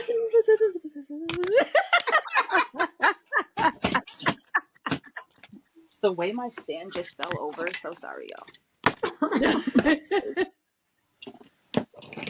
Look, technical difficulties all over the place. I was just about to say, because my tripod is deciding to act crazy. Oh, and now it's not locked in. Hold on a second, guys. Sorry. I have to, there's no other way for me to. Oh, there we go. Just send Kara an email and tell her that she needs to edit this part out for you. I was just about to say. I'm trying to, if I cover the camera, I feel like it'll be obvious because she won't be able to see me. There we go. I'm just trying to lock in the tripod there. There we go. Sorry. That's what I get for trying to be greedy. I'm over here trying to slide a snack in. Wait, look, me too. And I slid the whole. Like trying to eat like one fruit snack at a time, like one fruit snack. No, because why am I trying to get a fruit snack? Okay. Did y'all talk about Michonne and Pearl fighting? Because I was messing with the microphone. We're at when they're setting the bombs, and then okay. So from there, and then she comes up. Yeah. Okay. But again, Michonne's ingenuity, where she was just like, "Babe, I'm gonna slash this open. The water's gonna pour out. You grab the flag. We duck under that. It's a good thing she's such a quick thinker. Mm-hmm. And I mean, survival. That's what it literally in my head. I'm like, she's like survival at all costs. And her brain is Mm-hmm. now trained after all this time to spot Yeah. every little thing around her that can be used for her advantage and for someone Mm-hmm. else's disadvantage. Mm-hmm. She's extremely Again, observant. what was Rick's plan? What was Because you Rick's know she plan did in that. all of That this? was her plan. You already know. This was all her plan. It was like, what was Rick's plan? She was had no scoping out plan. stuff Like, from day you one, done slid climbing on across the roofs. table. You done killed Bill.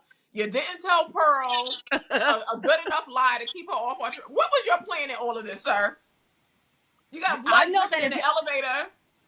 I want to be a fly on the wall when Rick tells Michonne his plan when he cut his hand off. I need to hear him tell her that story, because she's gonna go, how far? Did you have a backpack? Did you maybe have some water? A Band-Aid? Nothing for the stump that you just created? Not one piece of gauze, nothing.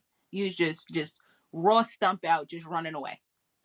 Like, I know again, it's not like you haven't chopped off someone's appendage before, right, sir. So you knew what things needed to be done. How it goes. Like, you saw what happened to Herschel. Please be for real. And the number one thing that always happens is the person passes out. Thank you. That's the first thing they do, is pass out from shock. So mighty bold of you to think you were going to cut your own hand off and just run off after in the dark. You can't see. It's walkers out here. You now have one hand and one axe, and then you have to also apply pressure to, like, how he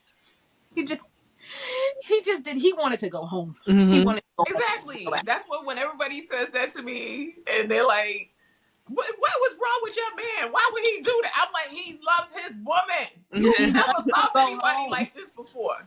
Okay? You need to step your love language up. Your love level up. Like, what you mean you wouldn't cut your hand off to get back to your woman? If you're not willing to cut your hand off, we're not going to work. Like, you don't love me.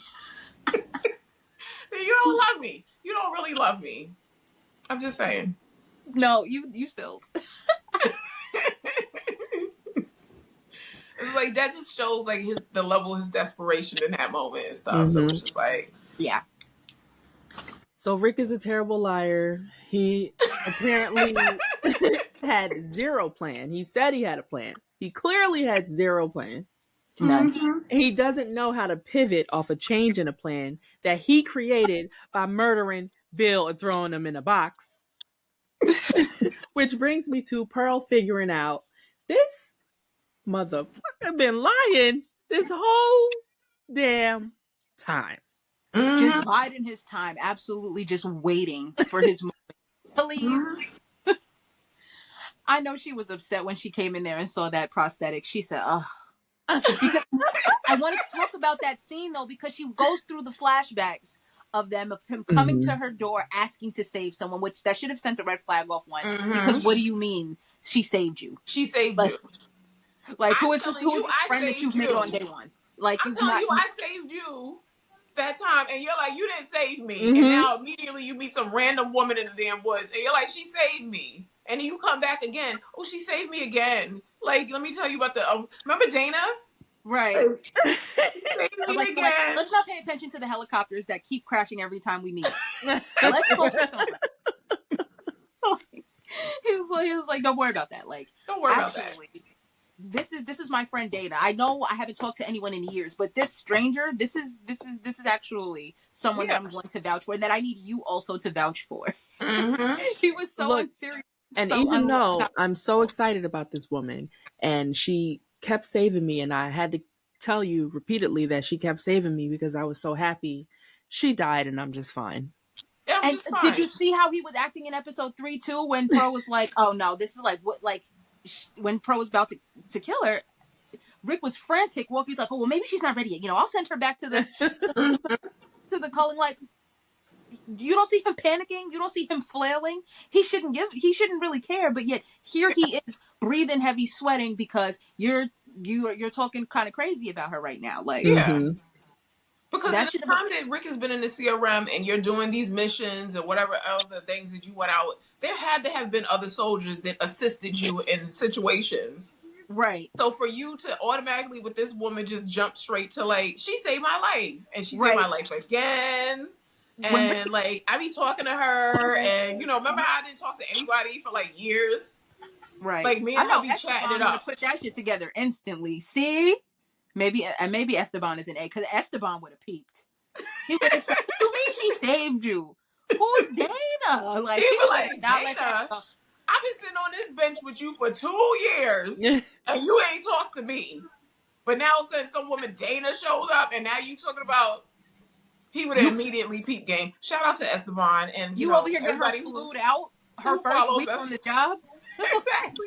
Anybody who listens to our spaces and heard my terrible theory that has been Esteban was going to be a part of helping. I just knew Esteban I and thought he Cleo had a was bigger too. purpose. I just knew it. I said, "Yeah, we waiting on a moment," but it's okay. Maybe there's a moment for them, and it's in the DVDs.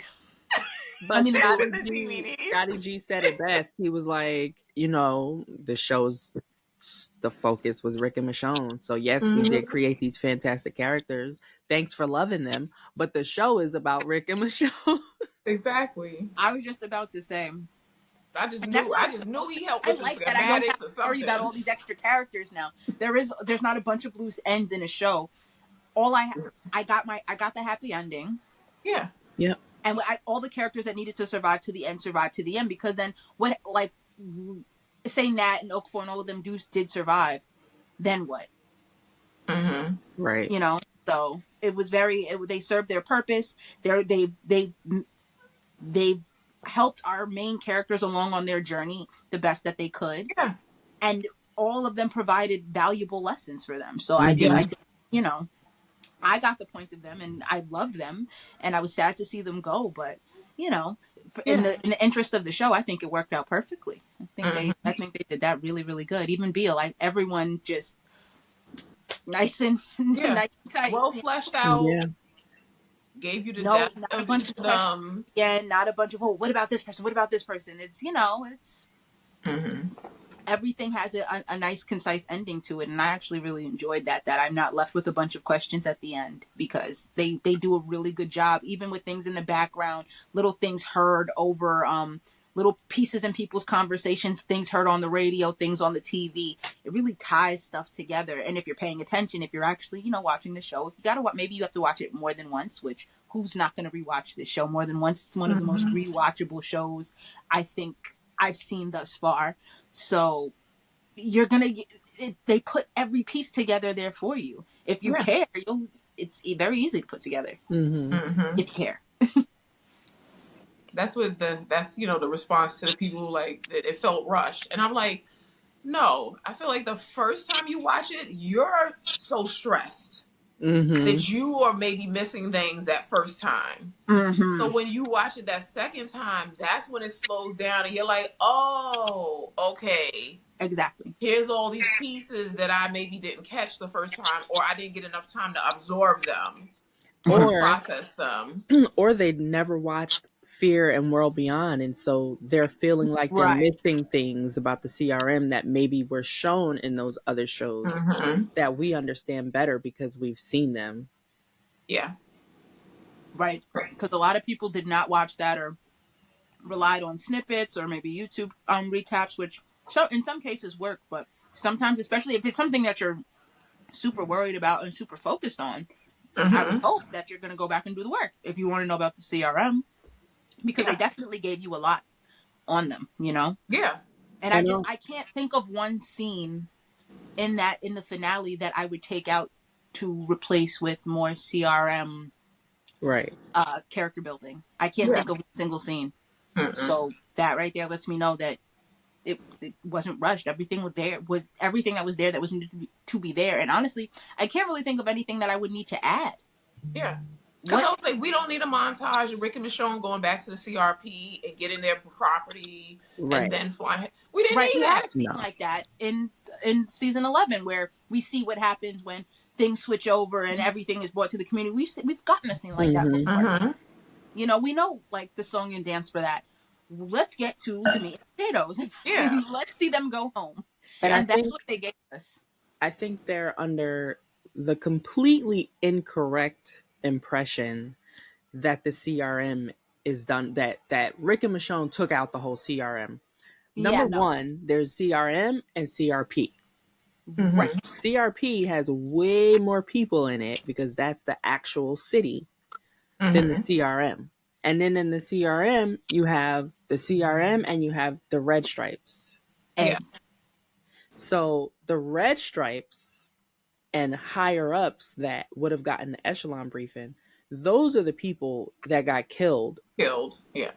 There's still a lot of people out there that belong to the military and live in the city. Very much.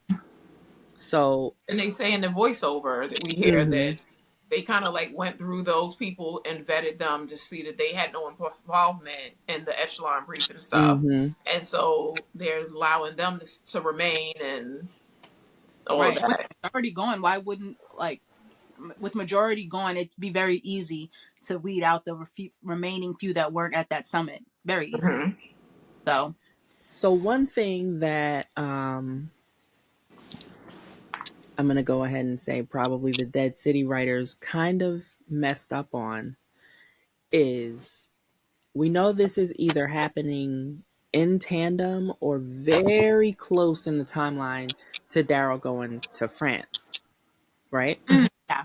So right. Daryl was gone, of course, before they would have gotten back, but Maggie would have still been around to receive the assistance that the CRM is now providing, that we saw them flying things to Alexandria. So then it still makes me feel like, you know, like, why would she have needed to move far away when the hilltop? It was just something that made me think of, like... Yeah. No, that's a big question mark, actually. Because what happened that... Like, we do know that Maggie moves around a lot, like, because of her time with Georgie. She goes from community to community. Well, she was doing that with Georgie. I'm not sure if she kept it up after, but she is very inclined to move around a lot. But her ending up on a journey to New York in the new community she was with, I'm wondering what led her there. And it seemed like she was there because that's where she goes back at the end of that Dead City, to the right? bricks. Yeah. So this is obviously her home now. So I'm wondering, I mean, what, especially with the Civic Republic as big as it is, with all of the things that it is, why not live there? Yeah. Or the Commonwealth, or Alexandria, or, you know? Yeah. Because I was wondering also that it could be that, that, you know, Hilltop, you know, held too much pain for her. And they try to rebuild it. It could be like this. It was too much for her to try to get that back together. So it was like, let me just go someplace else, start a new community there. Right, because that's what she did right after Glenn left. Is she went to Hilltop and stayed there. Yeah. So that is pretty much her MO, is to remove herself from traumatic settings where she when she experienced bad things happen to her. So that's actually that's on brand. Yeah. So And I'm wondering. I would hope, that Alexandria, you know, sorry, bus going by.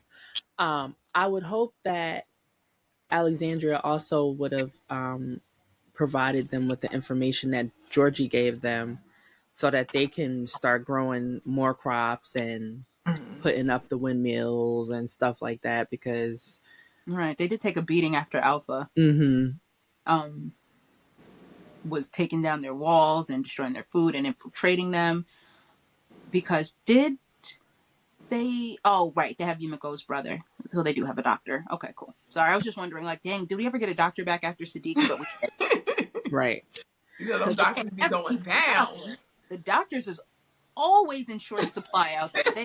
You would think that someone would be like, let's actually protect the doctors regardless. The knowledge alone is worth more than any beef, but... If I tried to be on the show and they was like, yeah, we're going to make you Dr. such and such, I'd be like, come on, man. Come on, man. So I'm out of here then, is what you're saying. I'm out. Like, so just go ahead and fit me for the prosthetic eyes for when I become a walker. Like, let's just do it now. Right. I'm going to let y'all know now I'm not good with contacts, so we're going to have to see. Somebody got to hold you down and fight it into your eye. I'm telling you, the way you'd have to hold me down like Bird Box and peel my eyes open. Can't do it. Also, people were like you know how Michonne called Judith over to walkie. I wanted to make it clear that was not the first walkie call between them. Yeah. Right. That was her letting her know she's close and to make sure the chicken was out the Thank freezer. you. Please be serious. Please. This is when your mother calls you and says, I'm almost to the house. Come outside. Make sure that help with the top lock is groceries. undone. Like, get ready to come outside, help with the groceries. I'm on the way back to the house. Help like, with the groceries just triggered me. It made me want to go look for my slippers. Because no, that was literally what that was. You saw Judith waiting. She was literally sitting there with the walkie doing nothing. She was waiting. She was like, oh, they're here. And then here they come running. So that was definitely, they've been chatting. They've been communicating once it was safe. Because think about it. That they probably had a bunch of better ways to communicate once it was safe to. You know what I'm saying? They were probably, especially because those are the same walkies that Shane and Rick had, right? Those are the ones that got passed down, or are those different walkies? No, I think they were different walkies because remember in World Beyond, they were communicating with Portland, which is all the way across the country. And remember what their claim was that the reason that they weren't able to get the messages through to Omaha was because there was some scrambling of the system or some crap like that. So they would have been able to, once they decided to, put the comms back up, they would have been able to message Alexandria, no problem, or the Commonwealth. For me, that was the only question that was like, where are they? I feel like they were at the Commonwealth. I feel like Judith really liked it there. She made friends there. She wanted her and RJ to continue to go to school. But I think that once Michonne was like, hey, Shoto, Judith was like, RJ, pack your shit right now. Let's go. And they went back to Alexandria to wait for their parents to get home. But see, that's the thing. Again, remember when we were trying to figure out where, whether it's like in the comics that they're in Ohio.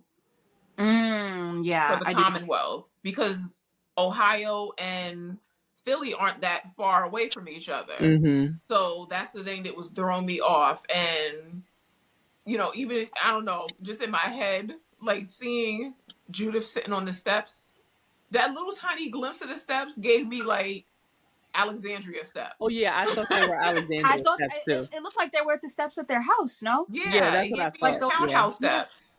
That's what it gave me in my head. So it was like, okay, do the kids leave the CW and go back to Alexandria because they know their parents are coming back there to get them? Or because that was Alexandria at the end, right? Of the season finale? Series finale, excuse me, when they were looking up, because I saw the windmill in the background. Oh no, they were at the Commonwealth. They were at the Commonwealth at the end. Yeah, they're at the Commonwealth. Oh, it was Aaron and Aaron and Gabe stay at Alexandria. And I was like, I could have sworn I saw Alexandria at the end of that, but that was definitely Aaron.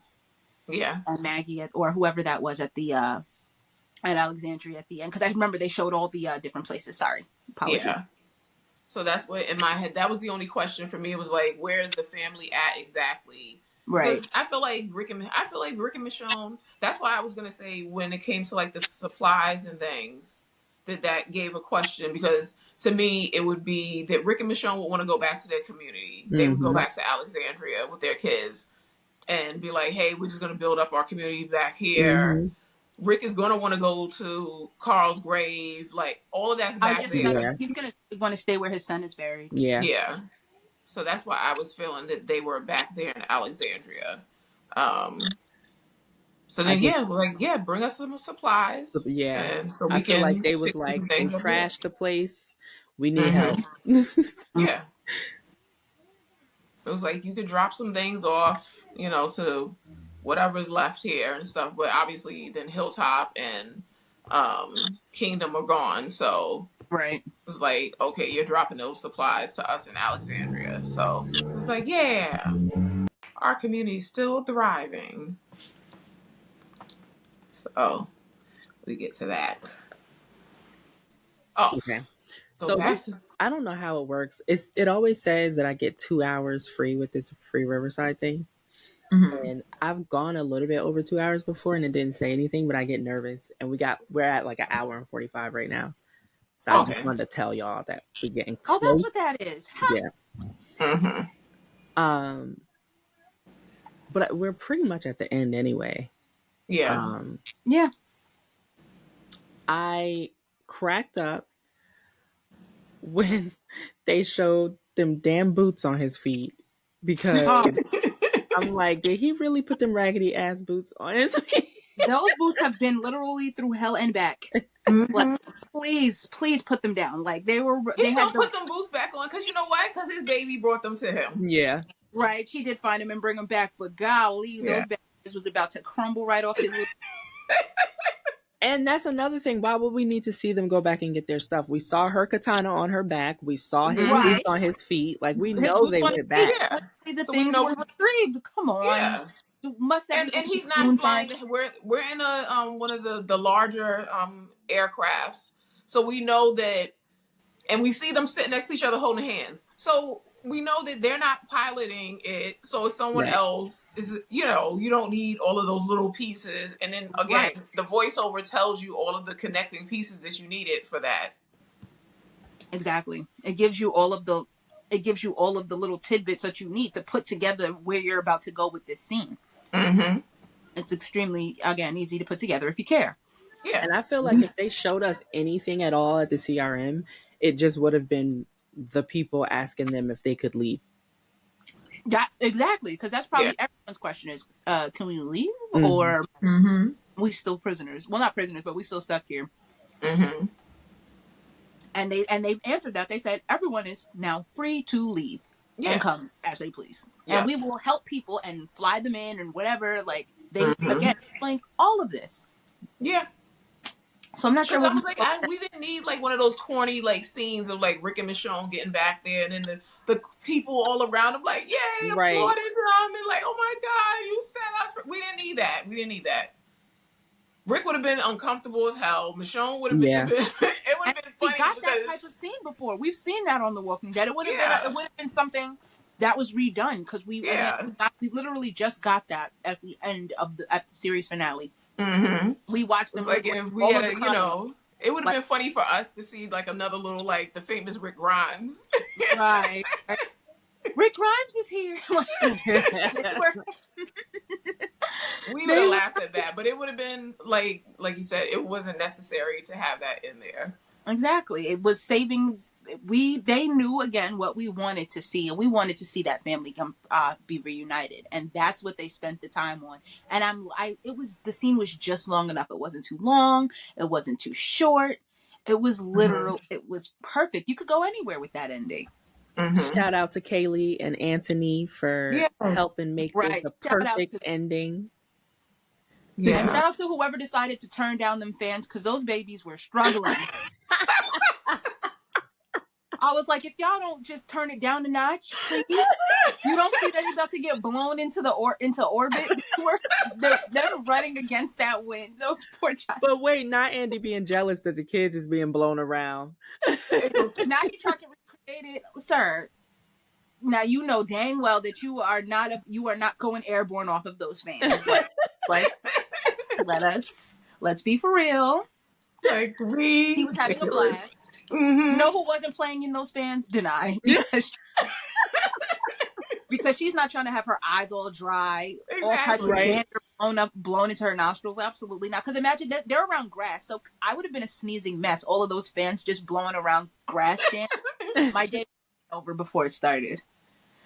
Oh my god! I did feel like also, like the kids were like, let's find our nicest clothes and like. Didn't they dress? Yeah. Yeah, they dressed. They was not looking again. Yulin. Ate down as usual, even dressing the children. Exactly. It was like Yulin. Keeping that hat going strong after X amount of seasons. Poor hat. That hat and those boots. I'm telling you, literally older than RJ himself. Right. Right. Older than Caitlyn. Like though. I mean, older than Judith. Those are some antiques, and they looked good. Like the hat was still had the Yeah. outfit. Like they looked so cute, and Kaylee looked so. She still looks so young. I have no idea how old she was when she shot that, and that's a good thing because I have no clue. Right. It looked like almost no time had passed since the finale, which you know That's that what I was said. When you a see, pleasant surprise. obviously, when you go back and you watch nine, the end of 9-5, Oh well, you're yeah, like, oh yeah. yeah, But in she's your head, she's still so tiny, and you're Yeah. just like, oh my little. Yeah, god, like she still looks so young. And I saw a picture of her at prom. I was like, what? I was like, oh, she's almost a grown up now. But Right. maybe they, I don't know when they shot that, but you know, time was on their side for that because they both still looked extremely young and like they didn't miss much, which was really, I was scared for them. Like, please don't let them come back to two teenagers. Yeah. But they did. You know, RJ is still very much not a baby, but he's young still. So Rick has got plenty of time to get to know him and to train him and to just, you that's know. what I was like. I loved it. Because, you know, some of us, we had like a worry of whether they were going to, you know, swap the kids out Oh, I was because of so a scared of that. time difference. So it was like, thank God it was perfect. And again, like we know that Dead City's time is, you know, in the future. So that if we get a season 2 or we get a Walking Dead movie or something like that, Kelly and Anthony could still play the kids because they will age in that time and it'll still match right up. Right. And they could always also just real quick, please watch Kaylee's movie If. Oh yeah, I think it's coming out at the end of this month. No, it's then what the oh no, that's Imaginary. That's what it is. That's what I watched. Yes, yeah. That movie was cute. It's gonna be a really cute movie. I just wanted to say that. Ryan Reynolds and Kelly is like John Berthal. She keep a job. That girl keep a job. Never played. One thing about John and Kaylee, they gonna work. Speaking of Johnny B, there were some photos released of him and Charlie Cox recording for Daredevil, or is it Daredevil they're recording for? Okay, yeah. Oh, I gotta catch back super up excited. The last person I saw play Daredevil was Ben Affleck, so y'all about to eat me up real bad. Wait, no! You need to go watch Daredevil on Netflix right now. I am so sorry. But yeah. Oh wait, no, I'm lying because it's the guy who it was the guy who played Daredevil in Spider-Man. Yeah, he plays the attorney. Okay. Oh yeah, I loved it. Yes. I loved it. Yes. I was like, is that Daredevil? Who's this blind lawyer? Is this him? Are they sliding him in like they did? Like, you know how Marvel does when they slide people in. Yeah. I was like, are they doing a slide in? I loved that because, like I said, the last person I seen play Daredevil was Ben freaking Affleck. So I was gagging when I saw that in Spider-Man. I haven't. The last Marvel movie. Yeah, and then She-Hulk also. Daredevil is like my favorite Marvel TV show. Probably. The last one I watched, I think, was Jessica Jones. I gotta get back in. I did watch Luke Cage and Iron Fist. Yeah. That's what I watched. Punisher was my favorite. Punisher had me. Oh yeah, I love the Punisher. Had me begging for episodes. Like I adjusting the work schedule. Like I got to be home when this episode comes on because I'm so in. I can't wait. It was so good. It was so good. It was so good. It's so good. But again, that's why John B keep a job. I was just about to say, don't he? Kelly keep a job? is coming for him. She keeps a job, and I'm so happy for her also. Shout out to their agents because they never played. Well, I guess we can do we'll do the ratings for episode 6. Then we'll do the ratings for this season overall, and then we can do our episode order. Okay. So I give episode 6 a 10 out of 10. Yeah, I'm sorry. That's a 10 out of 10. Okay, so out of 10. Okay. Because there's not one single scene that I would take out. There's nothing I would add. That was a full, well-rounded episode. That's a 10 out of 10 for me. Definitely. Same 10. For the series, same. Like Same. same. It's Yeah. 100 10 out of out of 10 10. Like because the level just on every front they didn't lack anywhere. They didn't lack in hair and makeup. They didn't lack in wardrobe. Not on lighting. Not on dialogue. Everything is beautiful with this show. Mm-hmm. Everything is And every beautiful. episode feels like it could stand alone. mm-hmm. Every single It's episode is different. yeah. I find myself like, what mood am I in today? Am I feeling like Yes. 1? Am I feeling like 4? Am I feeling Mm-hmm. like I can based on how I feel is how I can pick an episode off of that. And Yeah. it could just be a little movie for me. I'm like, and every time at the end of the episode, I'm like, oh, I gotta cut the next one on. And I end up watching it every time, whether I have 6 hours to kill or not. Yeah. Whether I have 6 hours or not, I'm watching that full show. Mm-hmm. And that is rare that I've rewatched a show so many times. I haven't even done that with the flagship show. Like, we watched it a bunch of times, but the urge to go back and watch 6 episodes back to back like that is saying something, because usually it's seasons 13 episodes, 16 episodes, 24 episodes. These aren't, there's not short seasons. Mm-hmm. So to be able to watch 6 episodes back to back and it not feel repetitive or it not feel like a chore, that rewatchability factor is Like you said, that out of this world. with the flagship show, I've watched that too many Oh, damn yeah. times to count. Oh yeah, it's on right now. But with this, like you said, when you watch the first one, when you watch the original show, there's definitely, even when you're saying, "Oh, I'm watching the show from season 1 all the way to 11," like there's definitely episodes where you're like, "Oh, I could go to the bathroom right now," or Mm-hmm. "I can go make me something to eat right now." I Mm-hmm. can go. I stood up all of Yeah. episode 4 during a rewatch because I was gonna go downstairs to grab a snack. Don't you know I stood in that same spot for 45 minutes and didn't leave the room? I said, That's exactly what oh happened. no, she about to eat them up right here. Oh nope, they about to get crazy right here. Oh, Yes. There was never a minute where I could actually leave the room. I might have 5 seconds of a transition. I had from when, because I couldn't even leave the room when the helicopter flew into the frame. Couldn't even leave that. Mm-hmm. It was ridiculous when the building was collapsing. I was like, nope, because they looking at each other here. I can't miss that. Thank you. That's what I was like. That's the thing about this is like every moment of the 6 episodes, you're like, I have to digest this. Like I can't step away from this because there's pertinent information being delivered at every second in this, and I need to watch this. Like I can't run to the bathroom. I can't do none of the things. Like I can't do any of the things. Like I have to be in this. You can't do anything.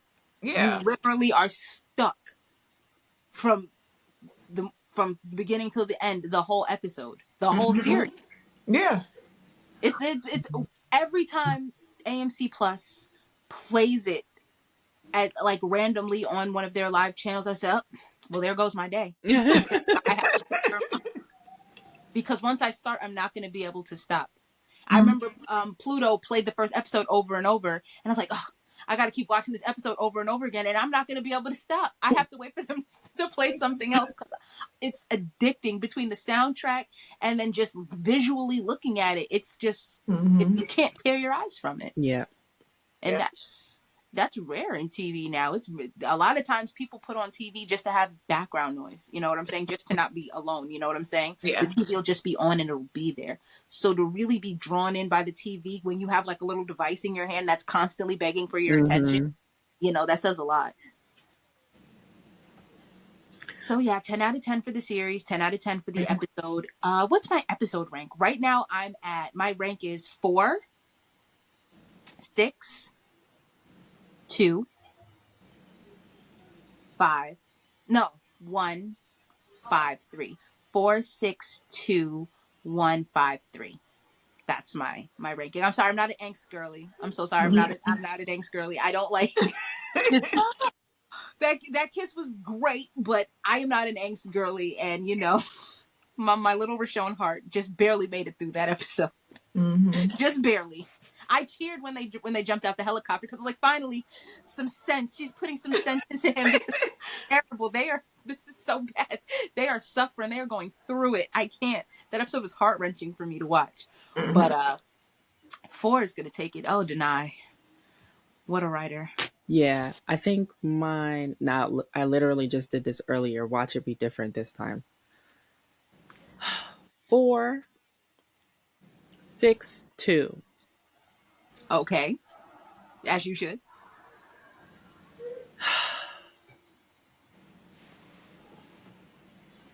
Ooh, I know this is tearing you up.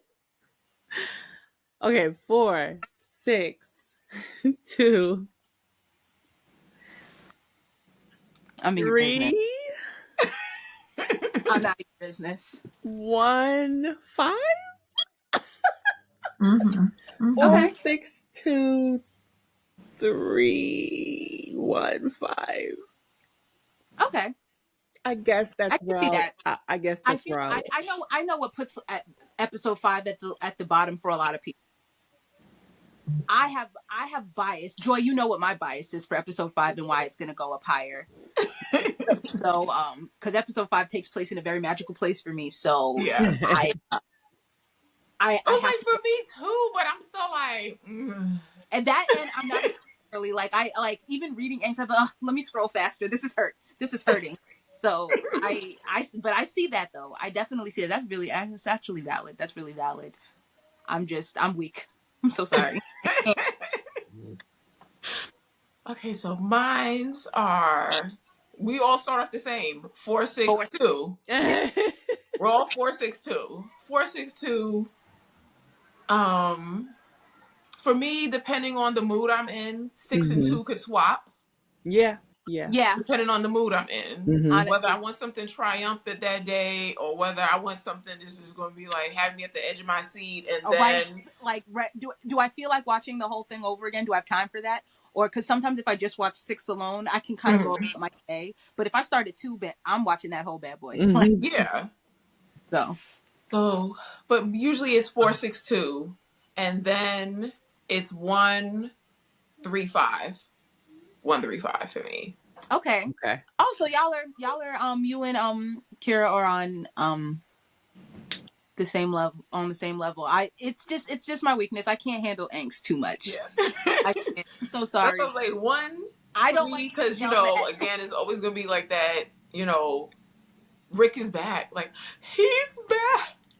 I was just about to say that opening sequence is gonna have me in a headlock every single time because between the Yeah. music, the just the opening on the back, and we all know who that is. Like they didn't even have to tell us. Like Rick. Like, and it's very seldom that you can just identify a character off his back. You know what I'm saying? Power.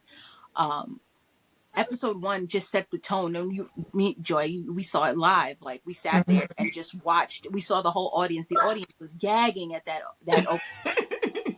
Like that opening and that closing had the audience absolutely gagging as they should have been, and they knew what they were doing with that first episode. Yeah, very much so.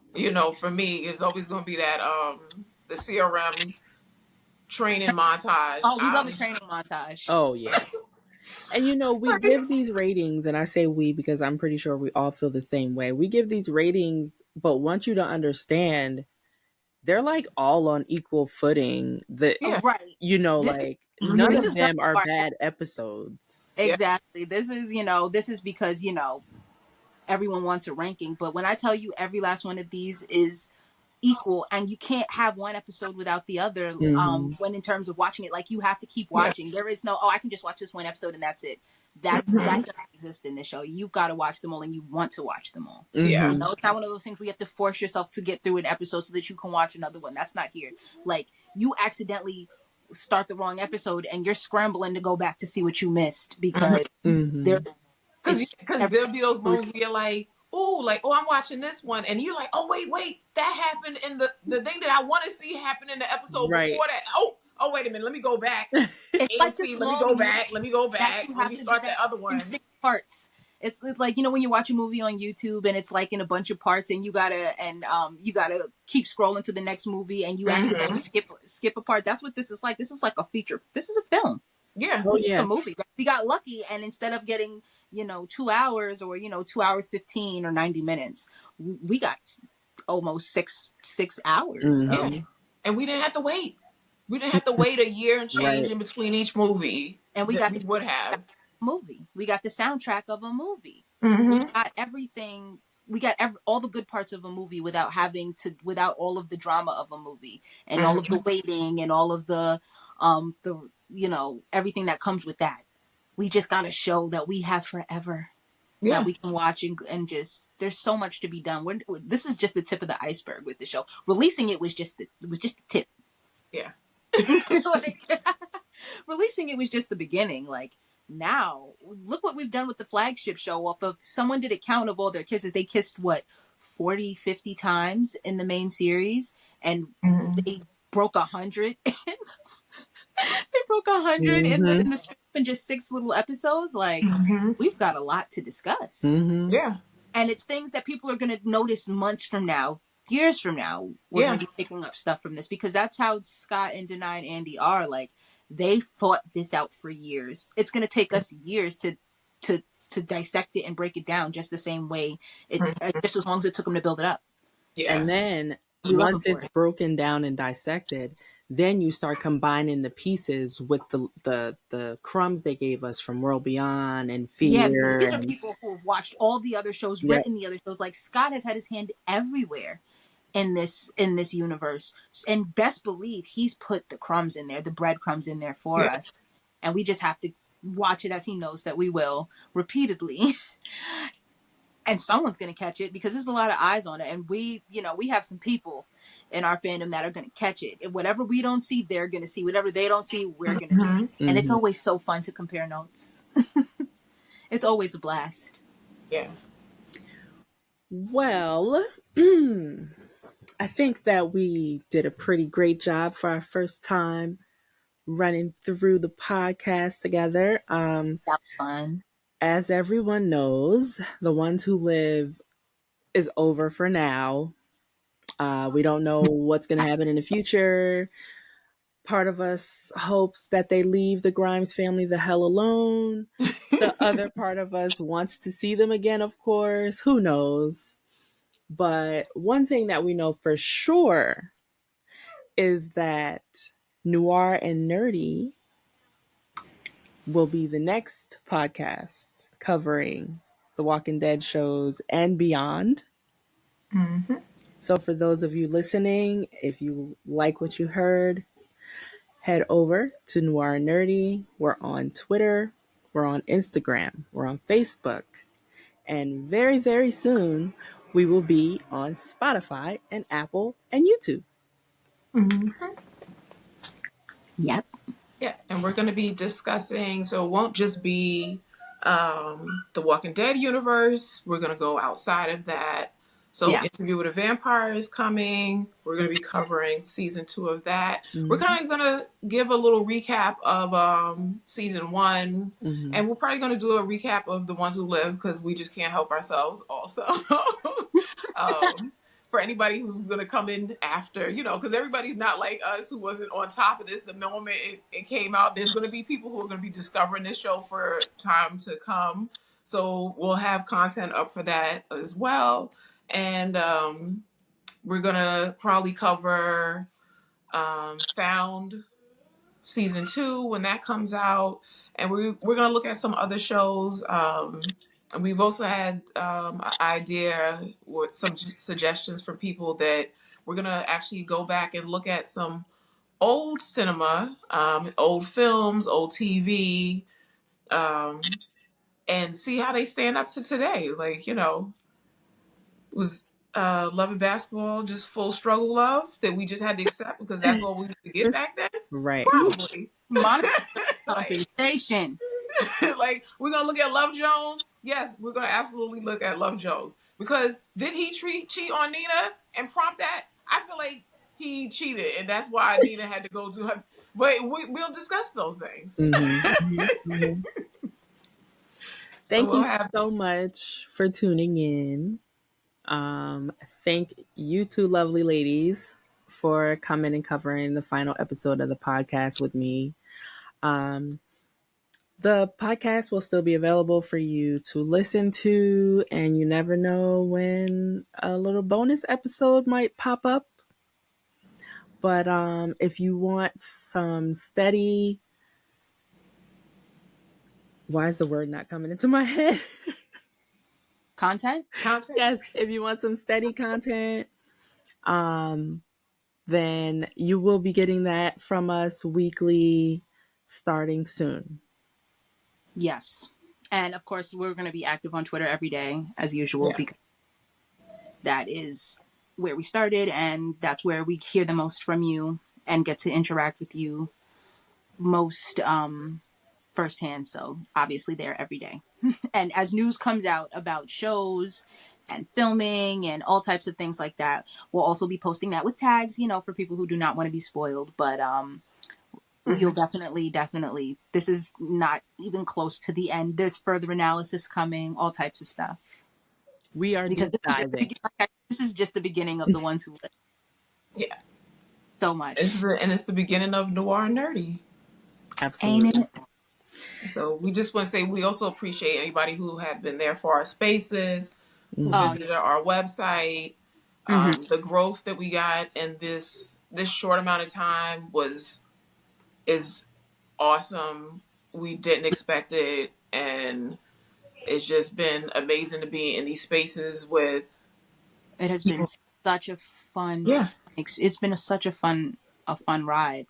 I was found myself every week looking forward to Sunday night to sit and listen to Mhm. everyone. It was like I'm feel so lucky to be Mhm. here in the fandom at a time like this. Just complete, just a complete perfect timing of events. Loved it. And to be able to create a sisterhood amongst ourselves Right. was Because the way we show just, up for each other is unreal. yeah. Yeah. Like, and that's like, there's for complete strangers, and it's just hundreds of us just supporting each other, looking out for each other. It's so beautiful. So It is. thank you so much. We appreciate you all. We will see you on Twitter. We will see you on all the socials, and you will be hearing from us very soon. Bye.